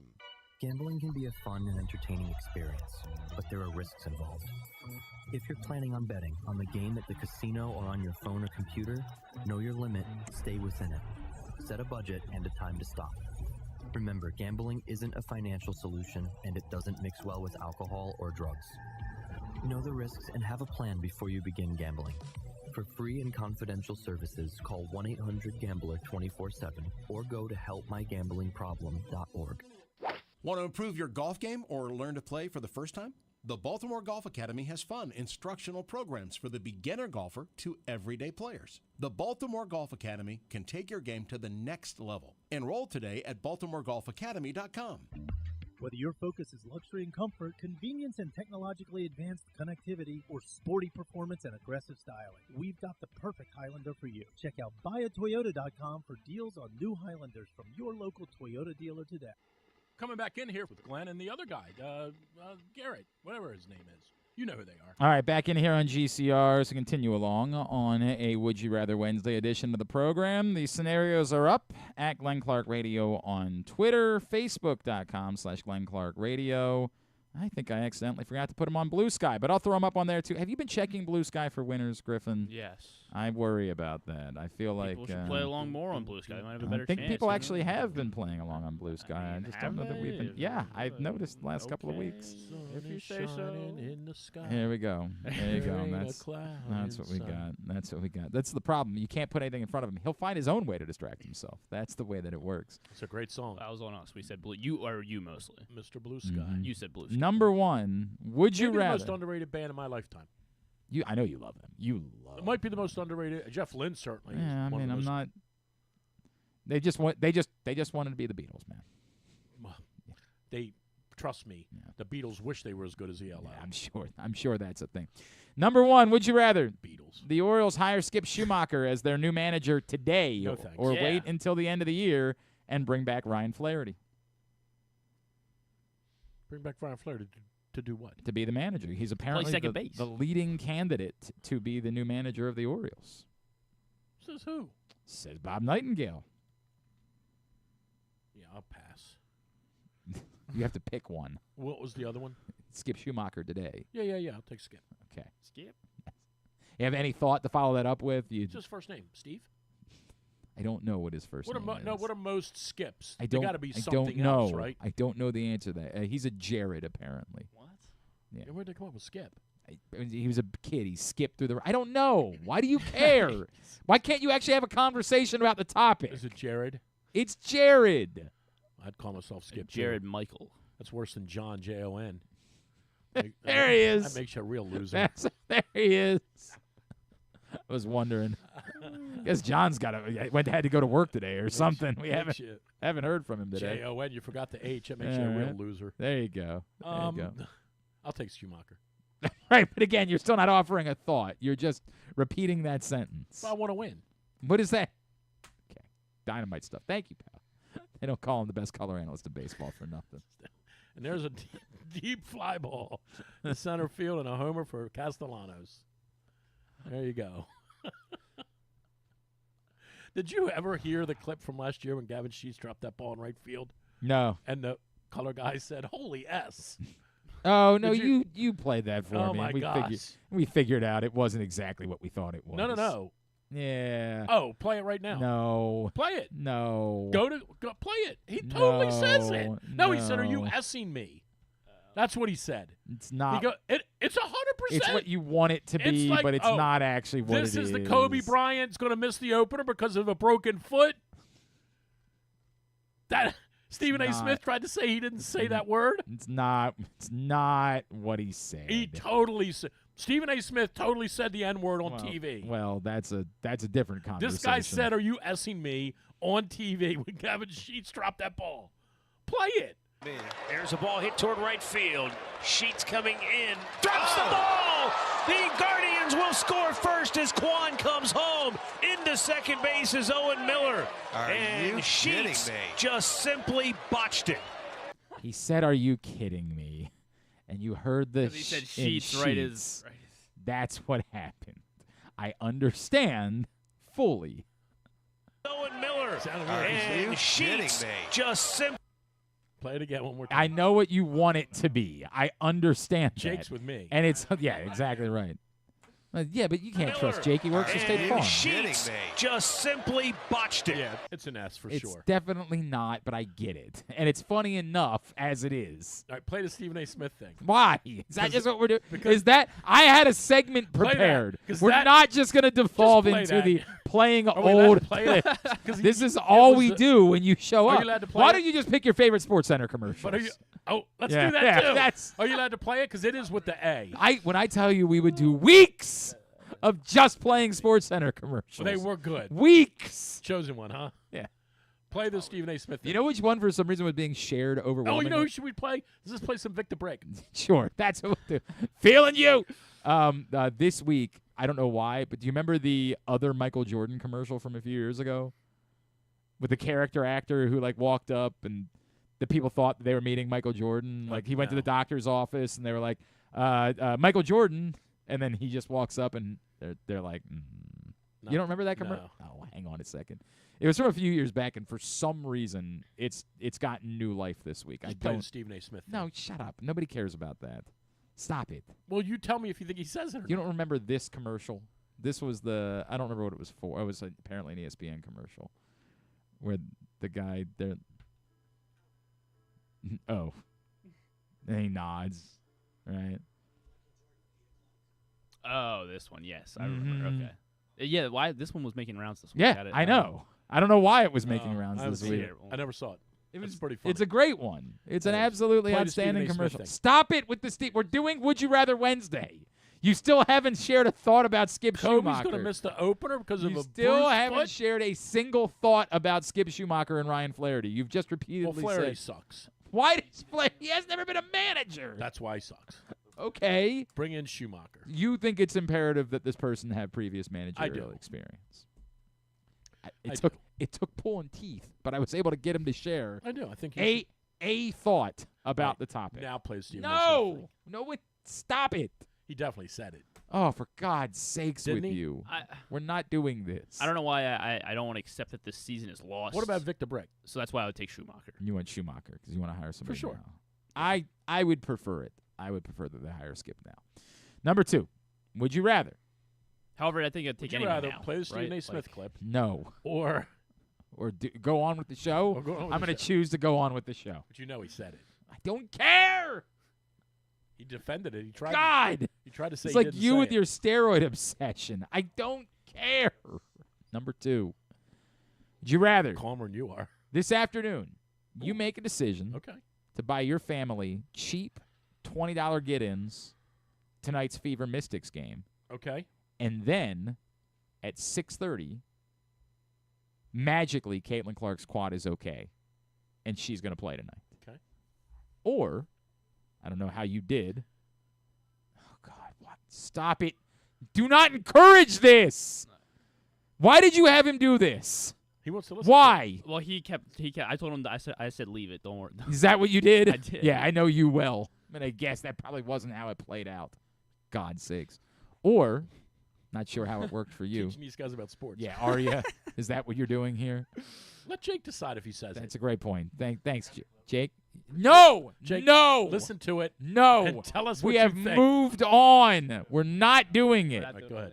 Go ahead, buddy. Or would you rather? What was this? You get to rub Caitlin Clark's No, quad. you don't get to. Go ahead. And you get to help Caitlin's quads, Clark, or what? Go ahead. She plays tonight. Okay. Yeah. You bought $20 tickets, Right. and you get Caitlin Clark. Yeah, I'll take You that. get her. Okay. Or Okay. I'm still listening. I'm still here. how are you the coach at Calvert Hall? I'm still listening. How? I'm still hungover. Have they? Still hungover. Have they just? I'm still hungover. I mean, I get From it. winning your championship. Nobody Two listens. I Saturdays ago. understand. I'm still hungover from 2 I Saturdays know ago. that nobody listens. Right. But like, how has no the one rest of the ever team? said like, have you checked in on this guy? Do they do background checks? I barely passed the first Yeah, one. right. To be fair, you're not really good at tests. Right. Like I get. That's it. for sure. That's not. All right, fair. so It now we wasn't got fair to you. Caitlin Clark for $20. That's what she said to me. She said, "You ever been checked for STDs?" And I said, "Look, to be fair, Not this month. I've always struggled with tests. Yeah, right. Not It's just this- not. not this month. I'm more of an oral. Never mind. All right. Yeah. Oh. Would you rather? I'm taking the other. All right. I'm taking the other one. Caitlin Would you Clark. rather? All right, go ahead. You spend $20. Let's get serious here. You get those tickets. You end up getting to see Caitlin Clark in person tonight, or you win the lottery. She's playing 40 minutes tonight. And, yeah, she's playing a full game. She's good to go. Or you win the ticket lottery, and you get to buy $25 tickets to see the Savannah Bananas. I don't understand what's the relevance of you can't get a Savannah ticket? No, you are not going to be able to get a Savannah Bananas ticket. You can't get one. You Okay. either had to win the ticket lottery. Oh. Oh, Who I are did they the thing. playing? Where are they playing? They're playing at the baseball stadium. In Baltimore. Are you this? I am not in tune at all. I thought you knew sports. I've I been thought doing- you were the I've been sports doing guy. golf. You said you were the baseball I've guy. been doing golf. And watching Stephen A. And clips. Savannah Yeah. Bananas is like the Harlem Globetrotters of baseball. Yeah, except like people actually go to their games. People went to Globetrotter games. When I was a kid, I remember. Yeah, like, as I a remember kid, enjoying right? the Yeah, Globetrotter 100%. experience. You know they sold out NFL stadiums. The Savannah Savannah Bananas. So at Death Valley. And so I'm asking questions to get to Holy the answer. crap! Are they good? Do they try? Are they? No, it's not. It's not about the baseball. It's about the show. You're getting They can a beat the show. Orioles. Oh, Well, yeah, hell, fair. Me, you, and Glenn and Jake Right. could beat the Orioles. Right. Old Jake. I'll take the Bananas. You don't even know who they are. Yeah, there's some It sounds- exclusivity to it. It sounds fun. They wear yellow uniforms. I changed my I've mind. seen I'll them. take Caitlin Clark. They do like a flip or something, right? They do sometimes do flips. Right. There's a guy They that do pitches lots on of stilts. yeah. There's Yeah, I'll lots take- of stuff that they I'll do. take that. The hijinks part of it sounds fun to I me. put in all 4 of people in my family into the ticket. I created 4 separate email addresses. Caitlin Clark's not commando, right? In the game. Because if she and Halliburton together, forget it. Right? Right? This is on you. Me? You didn't book any guests today. Oh. That's true. This is on you. It took 35 minutes. I'm but not. I Glenn- have to. This is the reality. Glenn I caved can't. in. I can't be mad at him. I can't be. That's totally This true. is what we were gonna get.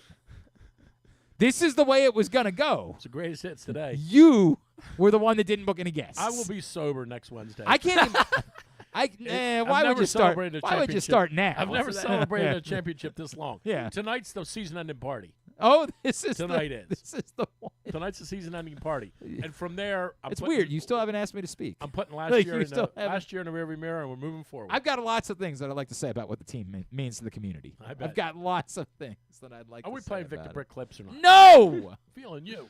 God! It's on Raining you. threes. This is your What fault. did he say? Rain This off isn't his threes? fault. Oh, that's This correct. is what he was going to do. That's correct. If you leave him here, this is what's going to When happen. They brought Joaquin Phoenix in. That wasn't yeah, Dave Letterman's this fault. is what they were going to get. Right. He's going to come to your house and chew gum. Right. This man I'm into- comes to your house and chews gum. You know, I'm into rap music now, right? I'm singing. Maybe I'll do some next time. I don't think we're going to have to worry about that. I don't think we're going to check my Rolodex. don't think we're going to Keep worry you in a Rolodex. worry about next. What's wrong with your thumb? Remember when he goes? Oh, what'd you do my- to your, goes? What'd you do Yeah, to your what'd you thumb? do to He goes, just a little. What do you call it? He said like a little mishap. He goes, Yeah. a little nail clipping mishap or something. He goes, it's infected. You're going to go see Caitlin Clark, Griffin. That's your Yeah, I changed my answer. Weirdo. Griffin, by the way, is now scrambling to see if he can book a guest now. No, He's like, I actually because we got the clip coming up. Who? the one he told me to right before we started. It wants to go now? I mean, I think so. Who? Do you want to? Or Andy Kostka, yeah. who Oh, wrote yeah, the let's go. story for the Baltimore Banner. Get him on. I don't know if I want that now. I don't know if I'm not sure if I want you to do it.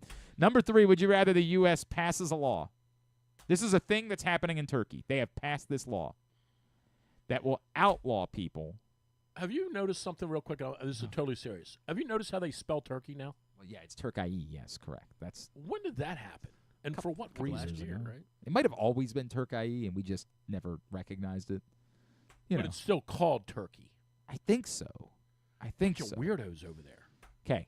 They are passing a law, or they have Okay. passed a law that will outlaw when you are getting off a plane All right, you're getting off a plane in Turkey. and people attempt to slide past your row. They try to sneak out from like 3 rows behind I'd you. love to punch those people in the face. They could now go to jail. God bless them. So, We should all hey, move to Turkey. this is You don't have relevant. to. This Yeah, is the relevant would you based rather. on how today went. Would you rather the U.S. passes that law, or the U.S. passes a law outlawing people from taking their shoes off on an airplane?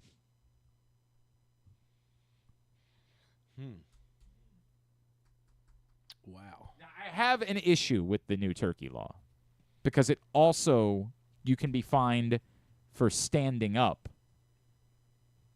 before the plane is finished taxiing.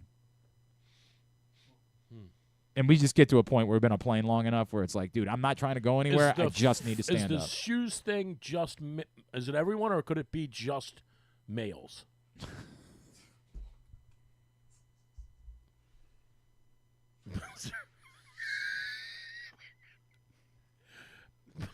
I'm just saying. What was that one you told me about Nick Kerr? What was that? I'm just saying. What was that one you said just about saying. Steve Kerr's son? You That have was to the- admit there's been an occasion on a plane when you've looked over and seen Gotta a be girl's honest with you, man. pedicured feet, and That's- you've said to yourself, That's not. I wish I was in seat I B. think you and I just have different interests. All right. I think. I mean, I'm not. You're not alone. Well, I'm not. I'm not pretending like you're alone. I would. But I can't. I just stand think when you and I- somebody gets up and tries to get past you on the plane. You want to talk to Andy? Yeah, put him on. Sure. We'll ask him this question. Yeah. Hey, We will. Andy, what do you We think? actually will. I would say there is nothing worse than the person who tries to scoop by on the plane, and they do deserve to get punched in the face. And that I would amend the rule, the law. You can either have them arrested or you get to punch them in the face. Now that if that was the actual law, I'm interested. I There's am. nothing worse than I'm you getting up interested. and thinking that where you have to go is more important than where I have to go. And that's what you're saying. When you get up and you go from row 21 to row 18, and I'm in 17, and I stand up, and you brush by me and you go, excuse me, all you're saying is no matter what you have going on, it's not as important as what I have. Let's going ask Andy Kostka how he feels about and this you topic. should get punched in the face for that. Because this is interesting. Andy Kostka, Baltimore Banner, he wrote a really important story about we're going to talk to him about that. But Andy, good morning. It's Glenn and Drew Forrester's in studio with me this morning, and we're dealing with the topic. And you have to take a lot. Obviously, people know beat writers. he flies a lot. You're flying constantly throughout the course of the year, correct? Yeah, twice a week. Pretty Right. much.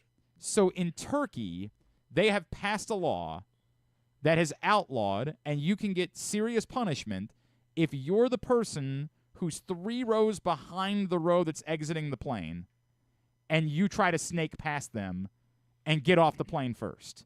If you do that, you can now be punished in Turkey. So we're playing Would You Rather Wednesday this morning. Would you rather the U.S. adopt that law to outlaw people from sneaking 3 rows behind in front of you, or outlaws people from taking their shoes off on a plane? Oh, wow. Yeah. Okay. I thought this was a slam dunk until you said the last part. Right. Now you got to think about it. Yeah. Well, I will say the amount of times people queue jump on planes should be punishable by law. Correct. I don't even like to stand up until like 3 rows in front of me. By are the way, starting. this law actually outlaws that as well. It goes that length. I think that's aggressive because sometimes you really do just need to stand up. Like you just need to stretch a little bit if But you've been Andy's on a flight onto for a it. long He time. knows. You can't jump in front of people. I think I'm okay with shoes off if you have socks on. Okay, fair enough. I So, probably agree with that. I yeah, probably agree with that. I'm more okay with it. I would So- like to extend this, by the way, for everybody that flies Southwest, for the people that do the bit where they know that's not their spot in that queue either. Like they definitely have they have B38. B38, Right. and they're going to the front of the 30s. B11. Right? And like they're like, oh, well, and they just don't want to deal. I think those people also should be arrested. Totally agree. I mean, I'll sponsor that. Yeah. all right, very good. Thank you. All right, that's actually all we needed, Andy. Appreciate you spending time with us this morning. Andy, I will say I thought the story, and you talking to the players about the demise of Brandon Hyde as manager was fascinating. I would say, right, there's a part of me that says yes, this checks out. I think it's refreshing that they recognize the role that they played in it, but I think that's sort of still the problem the Orioles are faced with is that, okay, you recognize the problem. Now, how are you going to eradicate the problem? Yeah, I mean, that's the next step. That's the next step. It is, and I think the eradication comes in the Friday night. So Brandon Hyde was fired Saturday morning. Friday night, there's a players-only meeting. It's about a week and a half, 2 weeks ago or something like that. Players-only meeting. In that meeting, one of the main points of the meeting is that they are carrying over losses into the next day, and that is putting them behind the 8 ball before a first pitch is thrown. They, are basically allowing one at-bat to become 2 at-bats. And that's not a formula for success in a major league season when games come so quickly, so many games, and momentum is real, and bad juju is also real, and so they were, one of the points in that meeting that players brought up was that they need to have a short memory, and they've talked about it all year, but they really need it. They need to flush the bad results, because the only way out of a situation like this, and at this point there might not be a way out of the situation, right, if you're being honest, but to even have a chance to come out of the situation, the only real chance would be to forget about the loss the night before and try to pick up a win a day at a time. Andy, I would say that's why this is sheerly an opinion, right? Like, as you know, this is what we do on dumb shows like this. What you just laid out is why my opinion is that I know why teams always want to hire their managers or their coaches in other sports after a season. You want to have a deeper or the deepest possible pool of candidates, and you can't do that when you hire someone in season. But to me, what you just laid out is why my opinion is they need to hire a manager now, because it just feels like going the rest of this is a long season still in front of you with a lame duck manager. I don't know how much you can change that culture in those circumstances. Yes, they won 3 games, and that was neat, but I don't know how a lame duck manager accomplishes that. It feels like you need to have someone in place to start solving that problem as you just laid it out. Well, you just had Buck Showalter on your show. What's he did. doing? I look. We can laugh, and I'm not saying that you are. I think there are people that sort of just say, "Oh, come on, you don't just bring that guy back." But if we're being fair, he kind of fits exactly what you think this team needs in the moment. Yeah, I'm being semi-serious. Like a guy like that. No nonsense is definitely kind of what I think this team could use. But I still think, what you say is it makes total sense about maybe needing to hire a manager in the middle of the season. But I don't see it happening. Right. Because the initial, you couched it immediately yourself. The pool of candidates to choose from middle of the season is pretty shallow, and they are going to want to really get this choice right, because general managers infrequently get to hire 3 managers. And what I mean by that is Mike Elias comes in, hires Brandon Hyde. Now he's going to be in charge, as part of, Rubenstein and the ownership group will have some say too. But Elias ultimately will be in charge of hiring a second manager.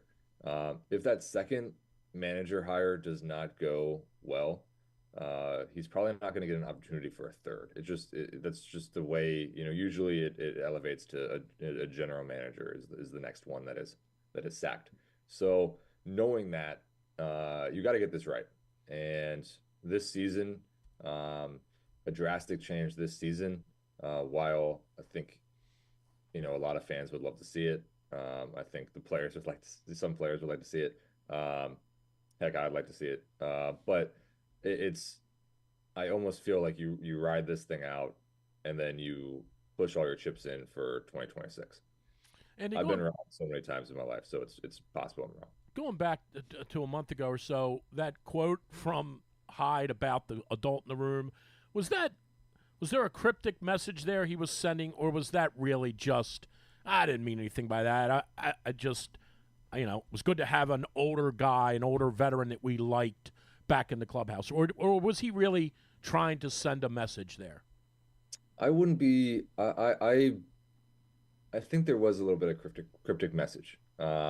Think about, it's funny. I don't mean to elevate, the importance of James McCann. I know what the stats are, but in the clubhouse, James McCann was a gigantic figure.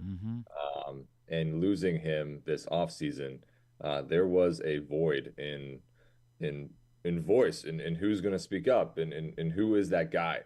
Same with Austin Hayes was a big figure.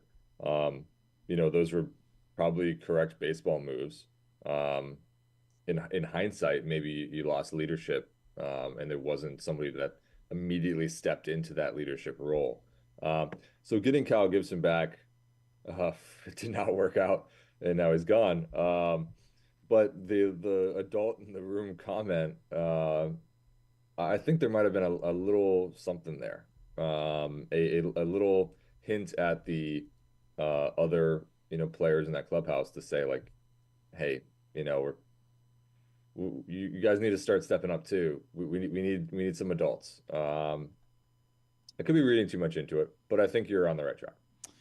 You're chatting with Andy Kostka of the Baltimore Banner. If you haven't read that story, we have linked it up on our Twitter account at Glenn Clark Radio for you to check it out.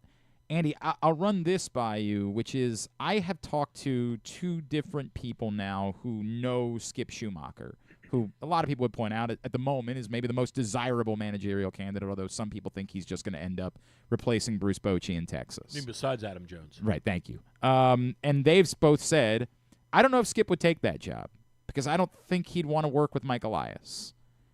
And I'm fascinated by it because I have said a couple of times, this is just how baseball is, right? Like that's the general managers have the power throughout baseball. Like that's just the way that it works.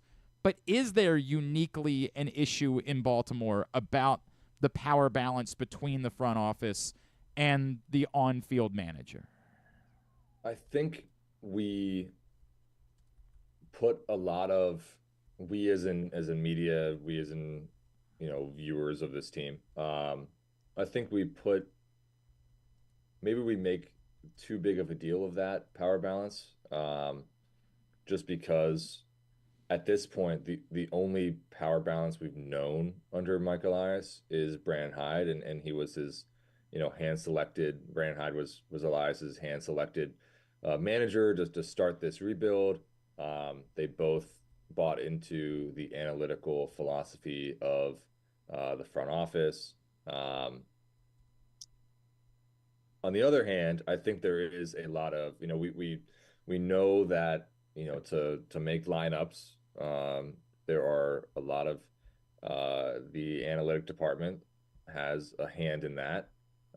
We know that roster building is obviously a GM's position, and rightly, I mean, a manager shouldn't really have too much power in that department, but a GM is incredibly vital. And I think in this organization, Elias does carry a very large role in the obviously roster building, but then also the day-to-day decision making. And by Elias, it's really the front office as a whole. Right.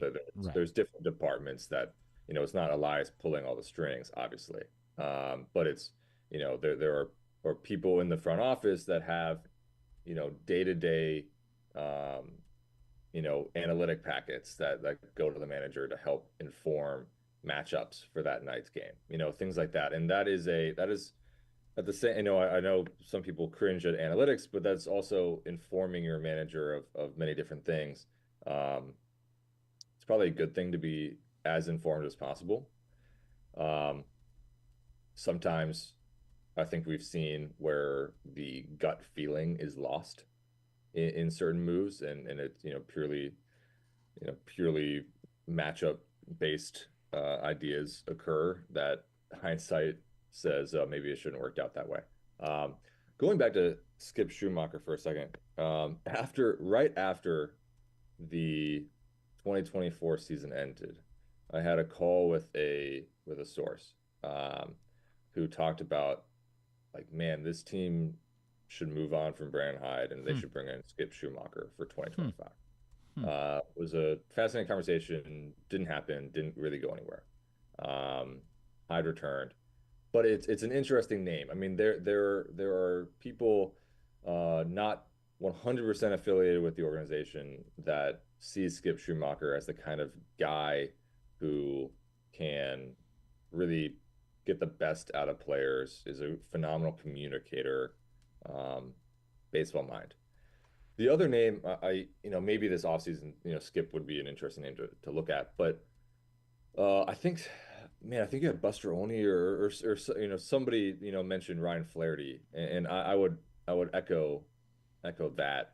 He's a bench coach in Chicago, knows the organization obviously pre-Elias, but was a player here, just understands Baltimore. I think that's an interesting fit as well. So do you? I gotta wrap in a second, but do you think that the lack of managerial experience is a fact? Like my gut has told me they need someone with experience with a little more cachet when they walk in the front door, and I love Ryan Flaherty personally. He's a great guy, but I think that's a factor here. Does that not matter? Do you not think that matters the same way? I don't think it matters the same way, purely, and I understand why you say that. So I don't mean to, right? But I only say that because a lot of these guys in the clubhouse are not 15-year, 10-year major league veterans. I think they're, when you have like a, if you're a rotation with Scherzer, Verlander, and somebody, like big names that have been in the game for so long, I think they need somebody that kind of has been in the game as long as they do, as long as they have. With a lot of young guys, I think they're more willing to rally around a guy without managerial experience because, heck, they don't have a lot of major league experience either. At AF Kostka is how you follow him. And, again, check out that story, among the other stories he has the Baltimore Banner right now. Andy Kostka, appreciate it. Let's maybe work on a campaign for you and I to run the aviation industry moving forward. And thank you for spending some time with us this morning, man. We really appreciate it. We can't do any worse. No doubt. Oh, God. I don't know. I think planes would run off the runways with me as well in charge. I think that would be the problem. Appreciate you, buddy. Thanks, you too. Thanks, guys. Yeah. Andy Kostka, the Baltimore Banner, with us here on GCR. What? Just bummed out. About the Orioles? No, Champ Long leaving Maryland. That's what I was trying to figure. You don't know who Champ Long is. You've never heard of him. Leaving Maryland, going to North Carolina. I'm aware of that. He wanted to go play. You've never heard of him. I don't know what why are you lying? Like you have anything at all about Champ Long? Got Malik Washington. Yes, correct. The kid from UCLA. No, they brought in a transfer as well. Oh, they did. Yeah, it's gonna be all right, pal. Yeah, I know you're bummed. All right, I got to run. All right, it was good to see you. Fairways and Greens Sunday. Man, what a way to end the show. Right? I had no idea he was leaving. What are you talking about? I didn't know Champ Long was Get leaving. out. Are you going to play the clip or not? No, Drew'sMorningDish.com. Thank you. I got to talk to Christopher Clarey. He's right. much better than you. No offense. That's Drew Forrester with us here on GCR. I'm about 6 chapters into this man's new book. It's wonderful. And I had read his Roger Federer book, so I knew how good this one was going to be, and it has not let me down. The book is called The Warrior. It's about, of course, Rafael Nadal, who they just celebrated with the retirement ceremony out at Roland Garros over the weekend. Joining us now to tell us a little bit more about that. He is a long-time tennis writer and sports writer in general, and now author. He's Christopher Clarey, and he's with us this morning here on GCR. Christopher, it's Glenn in Baltimore. It's great to chat with you, man. Thank you so much for taking the time for us. Hey, Christopher, are you on mute? Can I ask you to unmute yourself? These things happen. There we go. Let's try it again. That's Is that better? all right. Thank you. Good morning. All right. I guess good afternoon. How are you? It's good. Thanks for having me back on the show, Glenn. I appreciate it. Absolutely. Christopher, there's I think the thing that was most fascinating to me as I've started working my way into the book is how deep you go into the clay, right? Like how much of the story of Rafael Nadal is intertwined with, of course, the French Open because he won 14 of them. And there was something that you posed, and I don't know if you even intentionally posed it, but you referenced this idea of what if there were 2 major championships that were competed on clay? And it really made my brain start going a different direction, which is I, like so many, have just accepted Novak Djokovic has the most complete resume in the history of the sport. He's the greatest player of all time. But have we sort of mangled the way that we view this because there are 2 major championships that are contended on hard courts, and that if we had some mathematical analytic to even out surfaces, perhaps we wouldn't feel that way? That's a great point, Glenn. I've done had a lot of conversations about this book, and you're the first person to bring it up. I appreciate that. That's really interesting. The thing that's funny about it is there once were 2 majors on clay for a very brief period, for 3 years, 1975 to 1977. The U.S. Open, which was played at Forest Hills in those days, actually was put on green clay.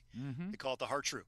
So for a couple of years, guys like Guillermo Vilas and Manolo Orantes came into play at the Open, and you would have thought Bjorn Borg would have won it then, but he didn't. Jimmy Connors won that instead. So there was a little while when there were 2, and there was a long time when it was 3 of the 4 were on grass.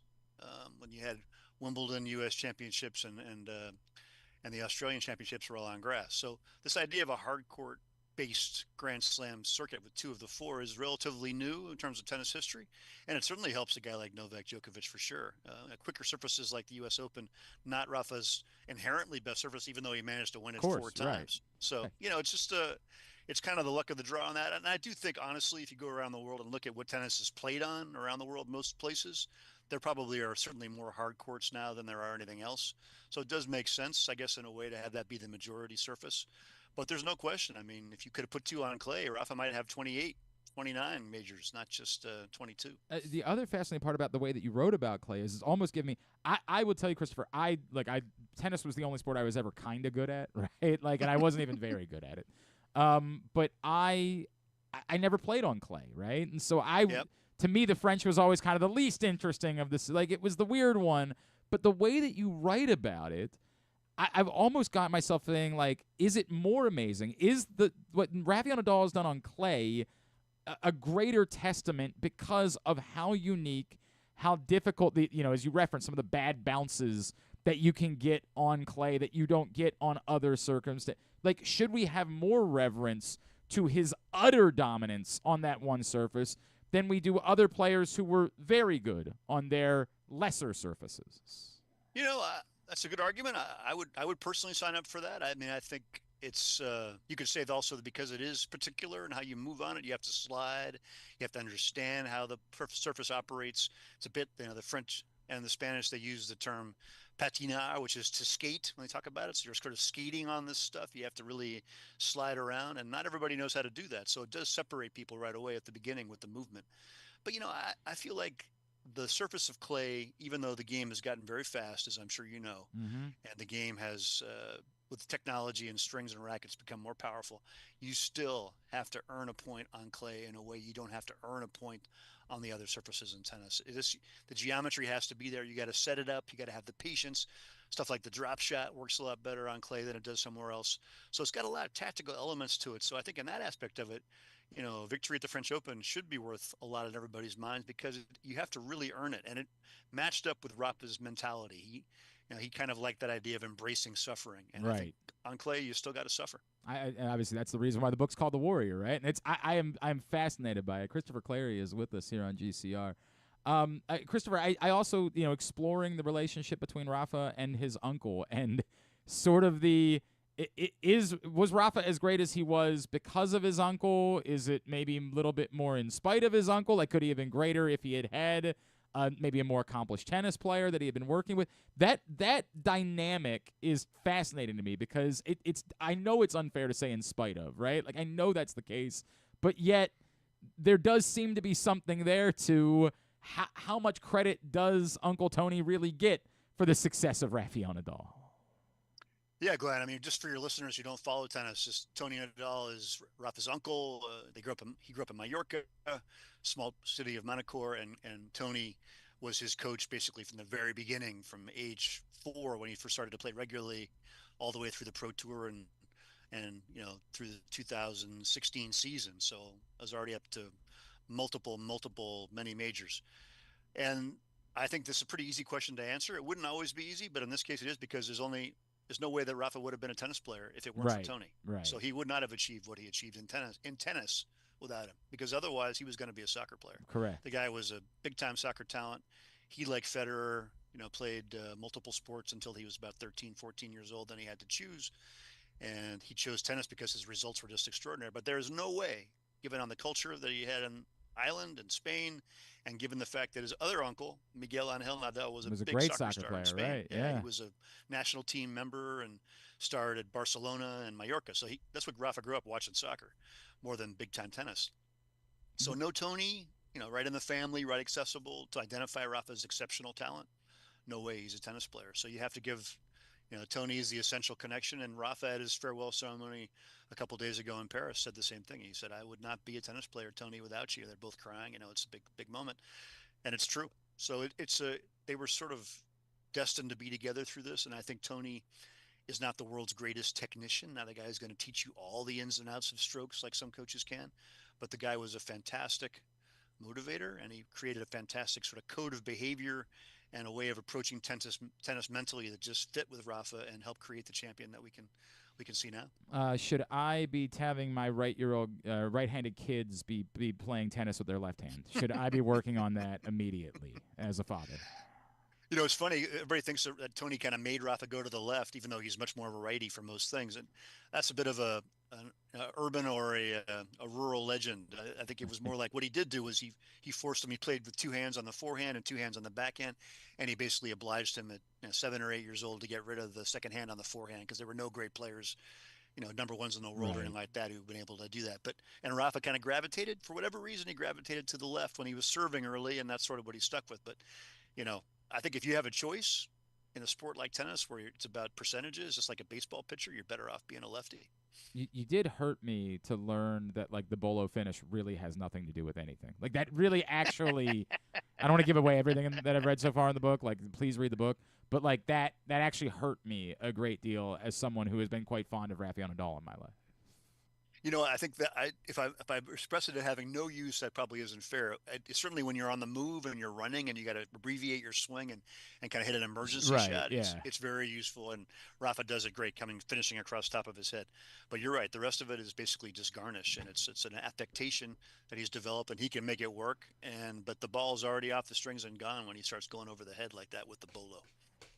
Christopher, because I have you, I need to run. I think you might remember from our last conversation, I am a nerd. Like, this is the thing that I care about most, and I don't care, that people want me to be talking about the Orioles right now. This is what I care about most.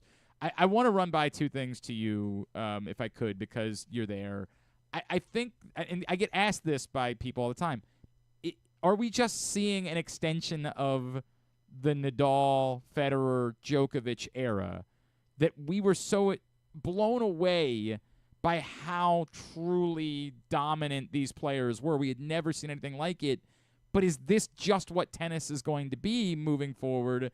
Now replace it with Sinner and Alcaraz, and who knows, maybe Fonseca, who I think deserves all of the hype, and I know TNT was doing a hell of a job with that yesterday in his first round match. But, like, is this just what the sport is going to be now? Is that the greatest players are separated from someone that maybe once you've got all of the traits, we've learned enough about the mental side of the game that they can just stay dominant and prevent other players from having the opportunity to break through?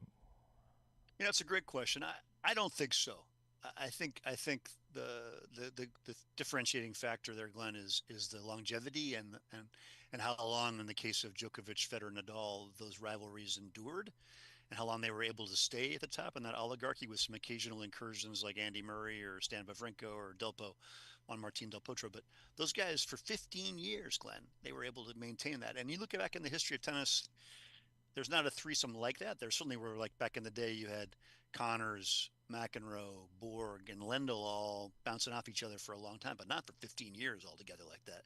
And no way did they achieve those kinds of numbers those guys were able to put up consistently, not just in the majors where they finished with, we'll see what Djokovic does, 24 now, Rafa finished 22, Federer 20 majors, but also all the Masters 1000s, which is the next level tournaments.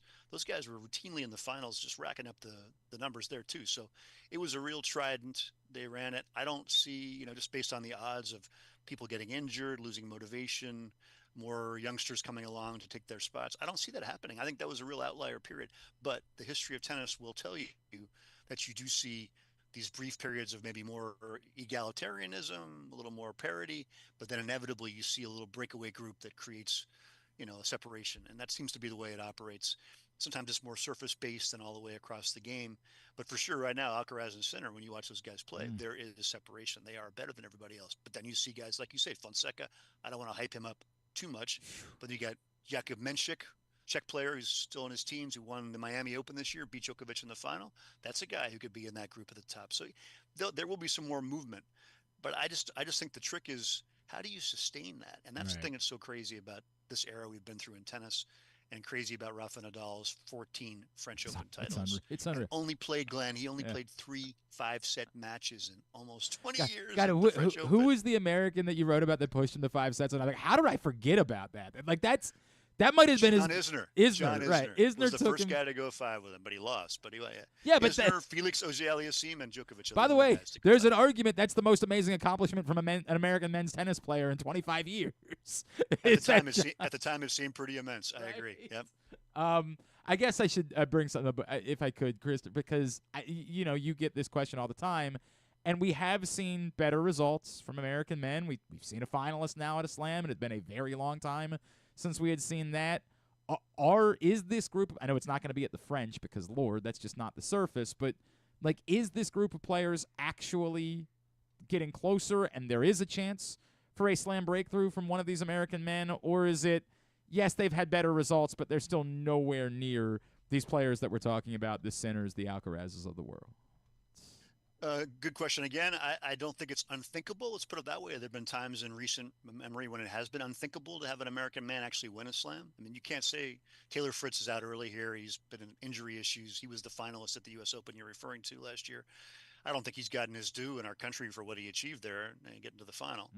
But, there's a Tommy Paul here who just got to the semifinals in Rome, who seems to be very good on clay. It's not unthinkable that Tommy Paul wins the French Open, but it's a serious outlier and a serious long shot.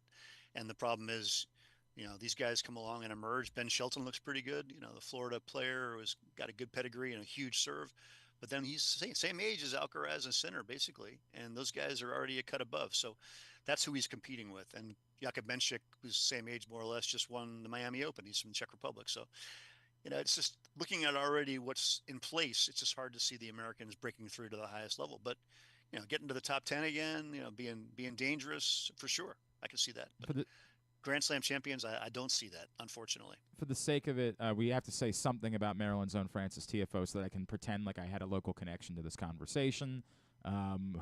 It's weird. I know he's not as good as that group. I recognize that. Size plays a major factor in that. But yet, I feel like he deserves a greater amount of credit than even some, even the Sam Queries, the Marty Fishes of the world, because he's just been so wildly entertaining and the moments have been so wonderful that it feels like he's given us something that's a little bit different than other American men's players. Yeah, I don't know if Francis is built for week-to-week excellence, but he certainly is built for some excellence, as you've seen at the U.S. Open recently. And he can play a bit on everything, I think. And also, Francis is he kind of punches above his weight in the tennis landscape because people really connect with him. They love to watch the guy play. He's so expressive. He's got a flashy game. I think a little bit of his technique holds him back. That forehand is still very unconventional. He can rip it, but he can also lose it. The serve is huge. He has to have a timing right, but he can just crank the ball, and he's charismatic. He's got great hands at the net. I think he's got more upside than we've seen, but he seems like he just is sort of built for a bit of a roller coaster ride in terms of his ability to really be focused in on the game for periods of time. The highs are very high, though, and they have been. They can be very high. They have been exhilarating. Yes, he's gotten a little bit tight at just the wrong time in some of those big matches in his career. Christopher Clarey, again, the book is The Warrior, Rafael Nadal and His Kingdom of Clay. It's tremendous, and if you have never read The Master, I would absolutely encourage you to read that as well, his Roger Federer book, which was wonderful. At Christoph Clarey is how you follow him on social. Christopher, is there anything else we can plug for you, my friends? Well, I also started, Glenn, if anybody's interested in tennis more, day-to-day, week-to-week, I started a website called Tennis and Beyond, which I'm covering the majors on there and writing about big picture stuff in tennis and the occasional other sports story. I'm going to go sign up right now. In fact, You are welcome, Glenn. Welcome to the community. I am going to do that immediately. I love the book. I can't wait to finish it, Christopher. Thank you so much for taking the time for us this morning. We really appreciate it. Hey, Glenn, bring me back more often. Let's talk tennis more often. I would love to do it again. that. Love to do it. Thank you, sir. Christopher Clarey with us here on GCR. It really is. This is a straight shoot, right? We've had 3 books now in the last 2 weeks, and all 3 of them are great. I don't have to fake it with any of them. The Will Leach book from last week that has nothing to do with sports, just a novel, is wonderful. The S.L. Price lacrosse book is thorough. It is a heavy read. Like, it's a lot, and Christopher Clarey is just so good at this. Like, I read his Federer book, and I said, well, I'll write about when he does the Djokovic book again in a couple years, I'll read that one too. And if he sneaks in one about Andy Murray for some reason, I realize that the depth isn't there the way that it is on these guys, but if he does, I'll read it. It's just unbelievable how good these books are. All right, we are winding down. No Stan the Fan. I mentioned it yesterday. Did not do a show this week. They just took the week off because of the holiday. So Stan the Fan, Ross Grimsley, Luke Jackson, they'll be back next Monday. And every other Monday, and I don't mean every other as in every other week. I mean like every week that isn't a holiday. Right. They'll be doing a show. I think yeah, you can okay. understand. I get it now. Facebook.com/PressBoxSports is where you find it. It's all brought to you by the Kostka Inn. We'll come back in, get a tidbit, get 2-bit, or wind things down for a Wednesday edition of Glenn Clark Radio. Feeling sluggish, unfocused, or not like yourself? It could be low testosterone. At Game Day Men's Health, we specialize in testosterone replacement therapy to help men boost energy, improve mood, and regain confidence. Our treatments, including testosterone cypionate, are safe, natural, and tailored to fit your lifestyle with weekly injections or pellet therapy. Get started today with a free testosterone test and feel the difference. GameDayMen'sHealth.com. Game Day Men's Health, where men reclaim their game. What makes the Kostka Inn so special? This is Stan the Fan telling you that it's the people that work for you, cooking and serving. But that menu is also special with a capital S. Soups, salads, the raw bar, pasta dishes, seafood specialties, and entrees like the Kostas combos, steaks, chops, ribs, amazingly delicious meatloaf, and all manner of delicious filling sandwiches, including pit beef and turkey and subs. Of course, the steamed crabs are as good as you can get anywhere, and they serve them 12 months a year. The crab cakes are out of this world. Costas is open 7 days a week for lunch and dinner at 4100 North Point Boulevard, and coming soon, very soon, Costas in Timonium at the OTB Parlor at Timonium Racecourse. We'll get you the opening date real soon. Make the most out of every day in your Toyota RAV4. Available in hybrid or gas-only models. A RAV4 can get you where you want to go in style. Check out buyatoyota.com for deals on new RAV4s from your local Toyota dealer today. The latest edition of Press Box is available now, and on the cover, Luke Jackson looks at the long road back from Tommy John surgery for Orioles closer Felix Bautista, as well as Kyle Bradish and Tyler Wells. Also inside, we learn more about new Maryland basketball coach Buzz Williams from the players who have played for him at other stops. Plus, evaluators around baseball chime in on Orioles' top prospect Samuel Basayo. Press Box is available for free at over 500 locations throughout the region, including 60 Royal Farm stores. Or you can read the entire issue online at PressBoxOnline.com, where you can also find great betting advice and the best daily coverage of the Orioles, Ravens, and Terps. Need a trophy or award that's as unique as the achievement? Look no further than Crown Trophy. With locations in Owings Mills and Gaithersburg, they specialize in custom trophies, plaques, and medals for any occasion. From sports and academic awards to employee recognition and corporate gifts, visit crowntrophy.com today and let them help you create a lasting memory for your school, team, or business. Crown Trophy is a proud supporter of the Maryland Public Secondary Schools Athletic Association. crowntrophy.com. One of the things that's definitely wrong with this country is that this dude still has a job somehow, some way. Glenn Clark. All right, back in here on GCR as we continue and wind down for a Wednesday edition of the program. Griffin, what's it looking like for the baseball game tonight? I mean, I wouldn't want to play baseball right now. Right, but I said tonight was. I mean, well, how am I supposed to know? Right, but I dynamite stuff, man. I don't think it's gonna be good. It doesn't look good. It doesn't look good. No, I don't think it's gonna. My son is supposed to be the final game of the regular season for my son. Oh my gosh, we had a baseball game last night. We played last night. Yeah, how was that? Oh my, it was miserable. This is the problem. You get to the end of the year and like you've run out of dates where you can move games. Like they didn't want to play a game on Saturday because it was more Memorial Day weekend, but they kind of didn't have a choice. So they're just running out of dates, and then before you know it, everybody's gonna be on summer vacation, so you can't push back the playoffs. All right, let's see what's going on tonight. It's gonna be cold. It's gonna be. The cold's not a problem. They'll play the game in the cold. Cold's not fun. I agree. I'm not asking if people should go to the game, Griffin. It looks like it won't be because I mean the duration of the show it's been pouring. Right, I understand that. I'm not worried about what's happening now. It looks like it'll be a little bit lighter, this evening. But I mean, I don't know, I don't know how the field's gonna handle these showers this and morning. light rain through 10 o'clock. Now there wait was till some 10 of that. o'clock. There was some of that last night, right? St. Louis is off. So it's weird that no one plays on Thursday this week. There's like 4 games. Yeah, I on saw Thursday. that. That's weird. So both teams could play like a Thursday afternoon game if they wanted, or they could. I mean, I assume that St. Louis is not coming back to, but I mean, you'd have to look now for when they play Washington or something. Yeah, that's what you have to look for is when do they play Washington, when do they play Philadelphia? Is there some ability? It's a question of how hell-bent are they going to be to play the game tonight versus playing it at noon tomorrow, right? Like that would be the alternative. Is either they play it tonight or they play it at noon tomorrow. They play Pittsburgh. They do have they already have a 9-game road trip the last week of June. St. Louis does the last week of June into July. They do have a off day right around the 4th of July, but I don't think they'd want to throw that in there. When the Orioles that week, July they were both off that Thursday, July 3rd, while St. Louis is in Pittsburgh. Okay, that's an option. It's an option. Maybe I should be running the league. Yeah, is that what you think? Yeah, I think I'm doing a pretty good job at this because they already played Philly. I think they will attempt to play the game tonight. That's my gut. Nobody likes giving up an off day.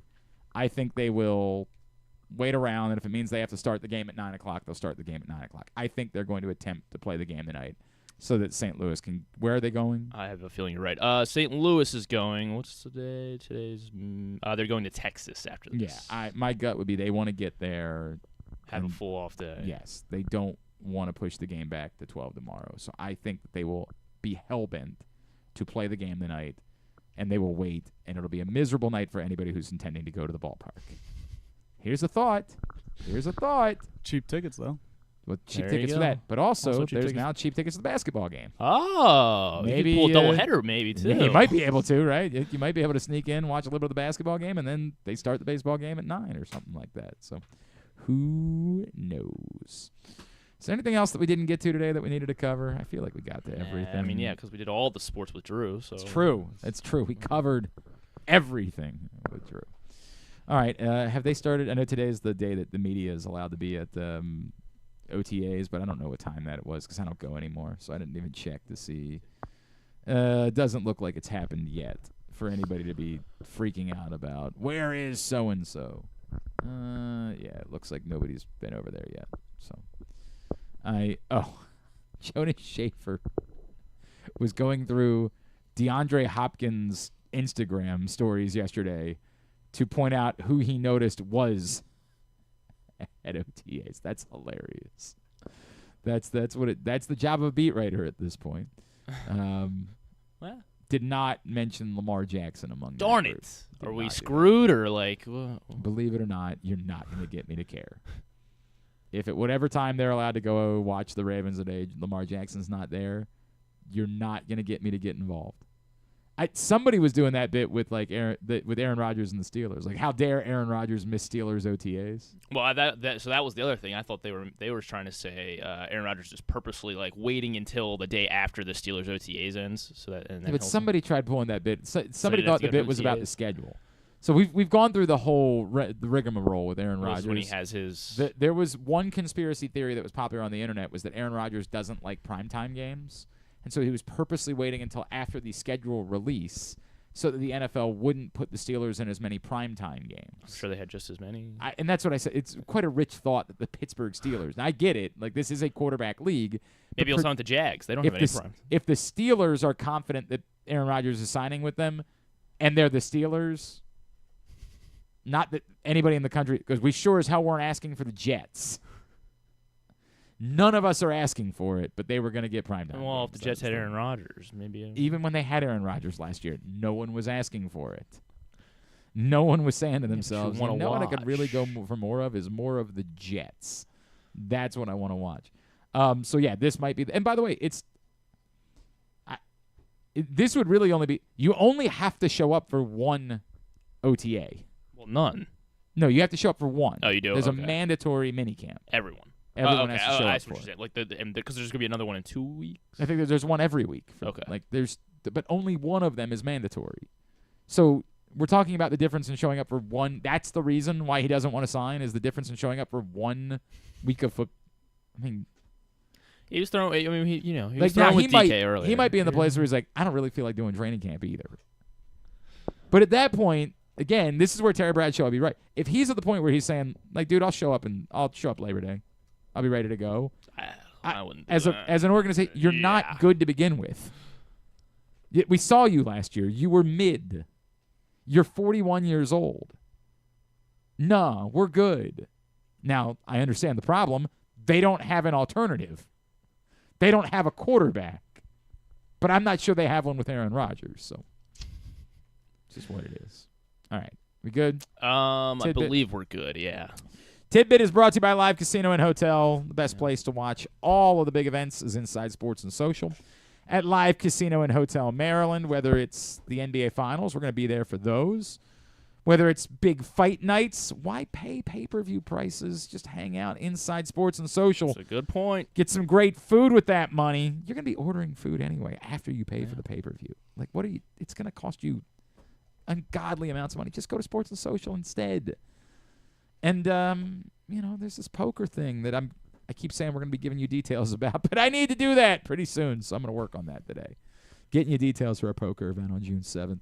All that coming up, Live Casino and Hotel Maryland. Let's can I test your Roland Garros knowledge here? Who is so obviously Rafael Nadal. Yeah, it's probably going to be the answer. Oh, darn it. Yeah, he knew I had it. to guess. Can you click the tab to the left of the one I have open? Oh, nice. Yeah. Way to be prepared.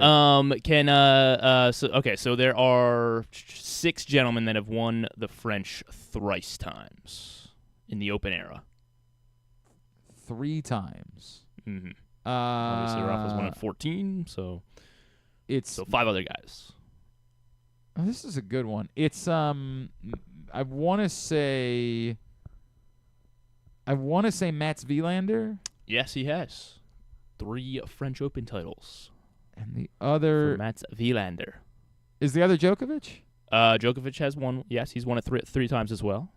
Oh, I thought you said there were 2. There's 6 guys total. 6. So you got Rafa, Wilander, Joker.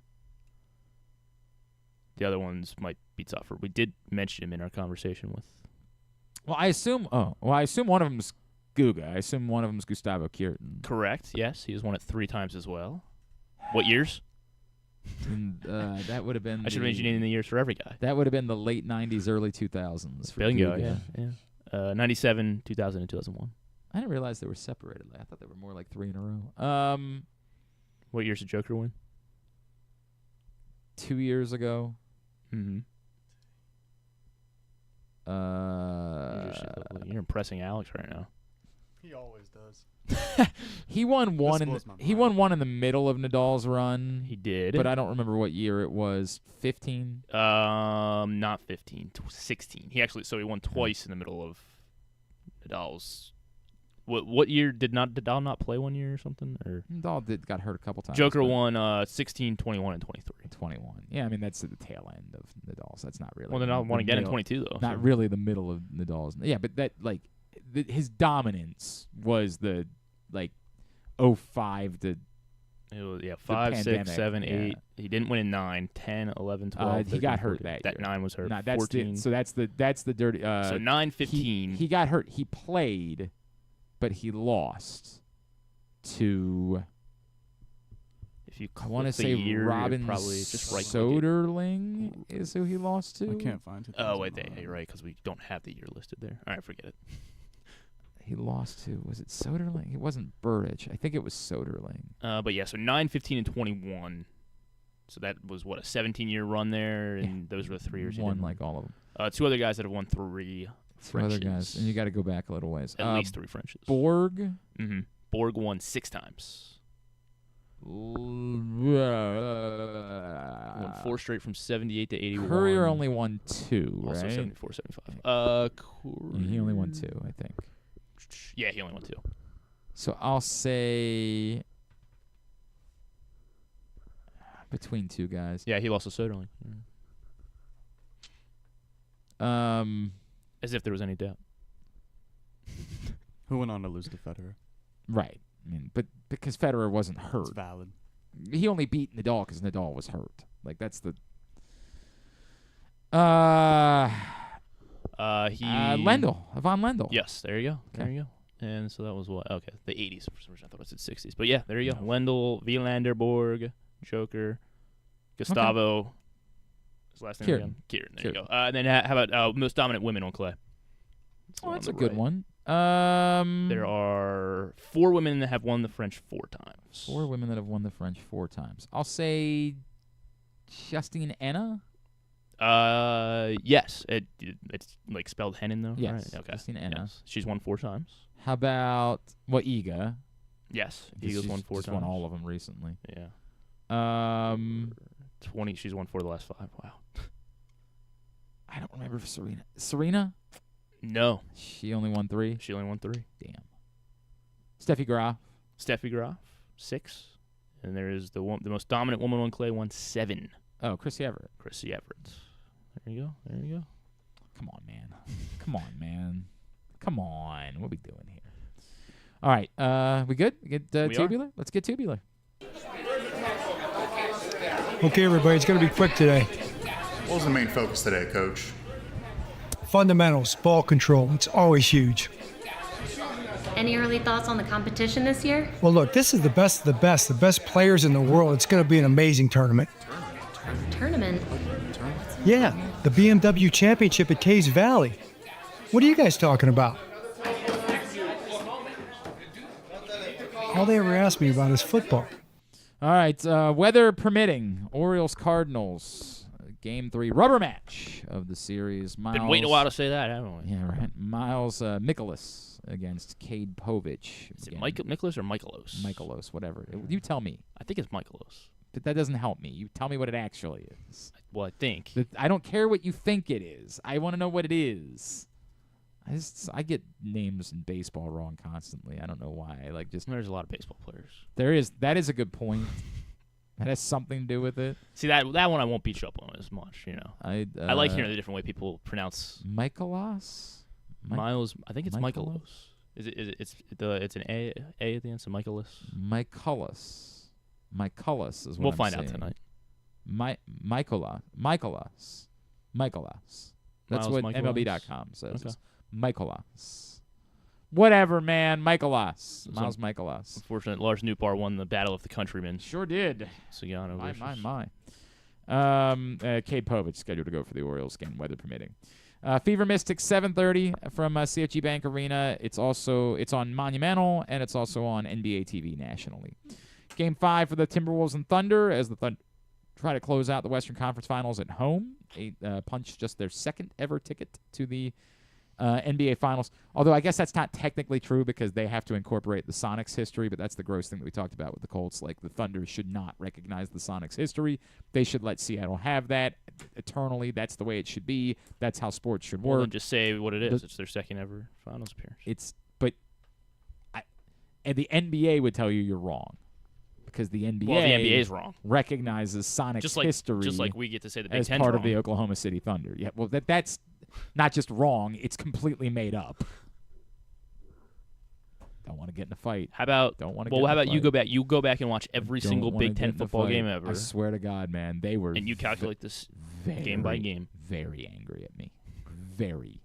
I keep angry saying at me. that, and nothing happened. So I feel like they weren't that angry. It was. They were very angry that I couldn't let it go. They were like, Glenn, let it go. Were you harping on it somewhere else, not here? Is that why? I think I wrote a column about it for Pressbox. In the middle of a football season? But I don't even think it was like. I think it was just like a The Ravens- throwaway. was that a Ravens bye I think week? I think I wrote about Talia. Okay. And like his legacy or something like that, and then I said the column wasn't about this falsity that he's the most prolific Glenn's passer. in like, Big my Ten real history. Big Ten king is Curtis Painter. The column was about something else, but the answer isn't it Drew Brees? It's Drew Brees. I think it's Drew Brees. And we just flippantly count Talia Tagovailoa's bowl games, but not Drew Brees' bowl games, and that's it.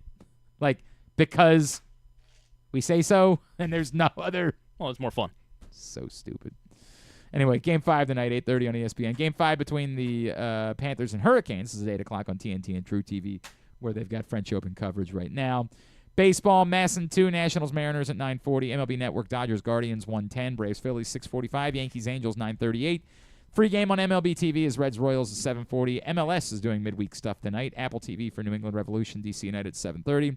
FS1, San Jose Earthquakes, LA Galaxy at 10. TBS for AW Dynamite at 8. Non-sports. We got a new episode of MasterChef on Fox. A new series on FX called Adults. And it's executive produced by Nick Kroll, so Nick Kroll's involved. But it's like this group of 20-something roommates, and just them, the trials and tribulations of being 20-something and living in the same house together. So okay, it's supposed to be funny.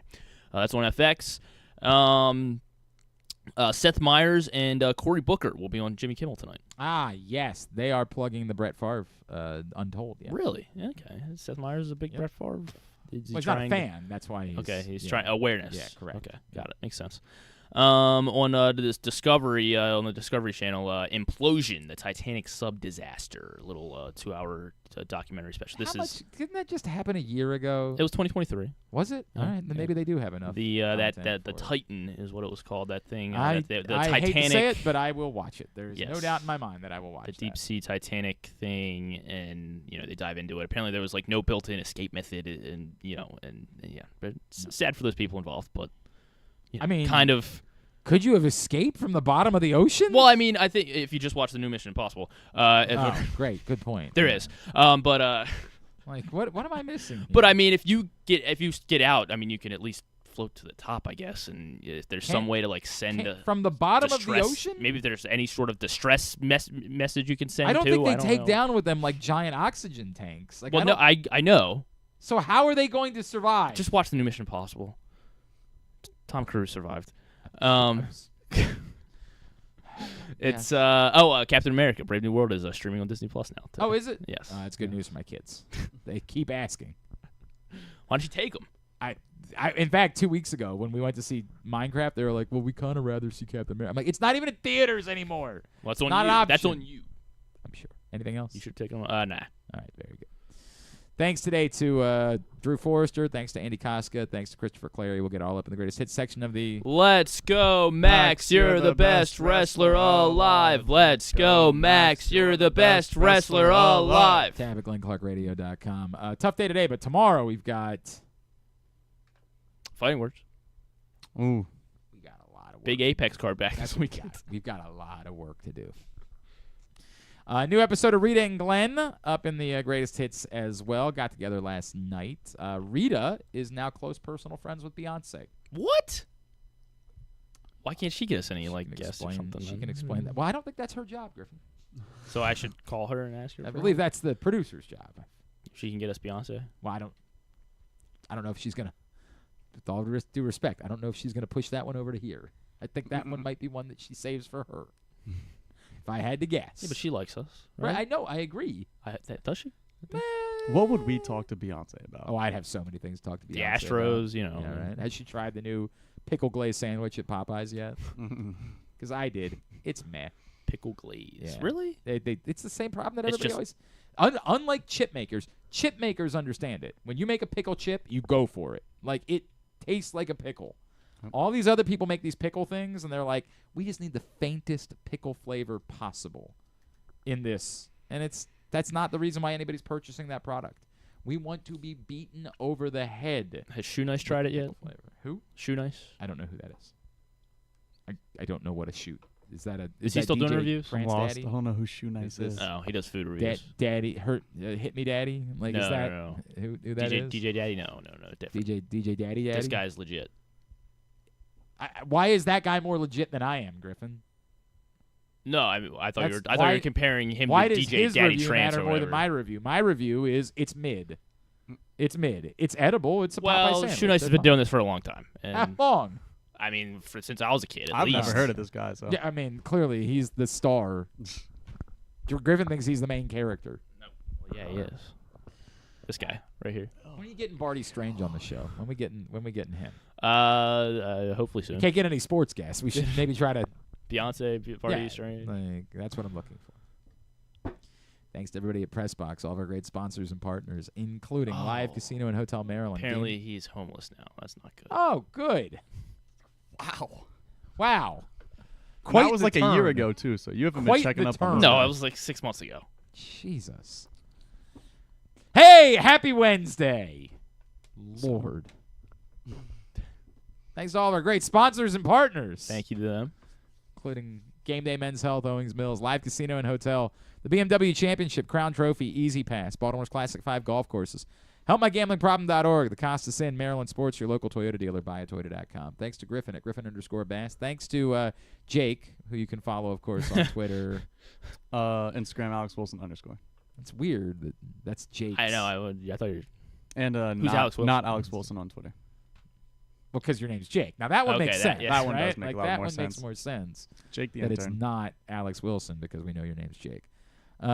Thanks. Follow us on Twitter, Instagram, and TikTok at Glenn Clark Radio. Have a great Wednesday evening. If they play, go Birds.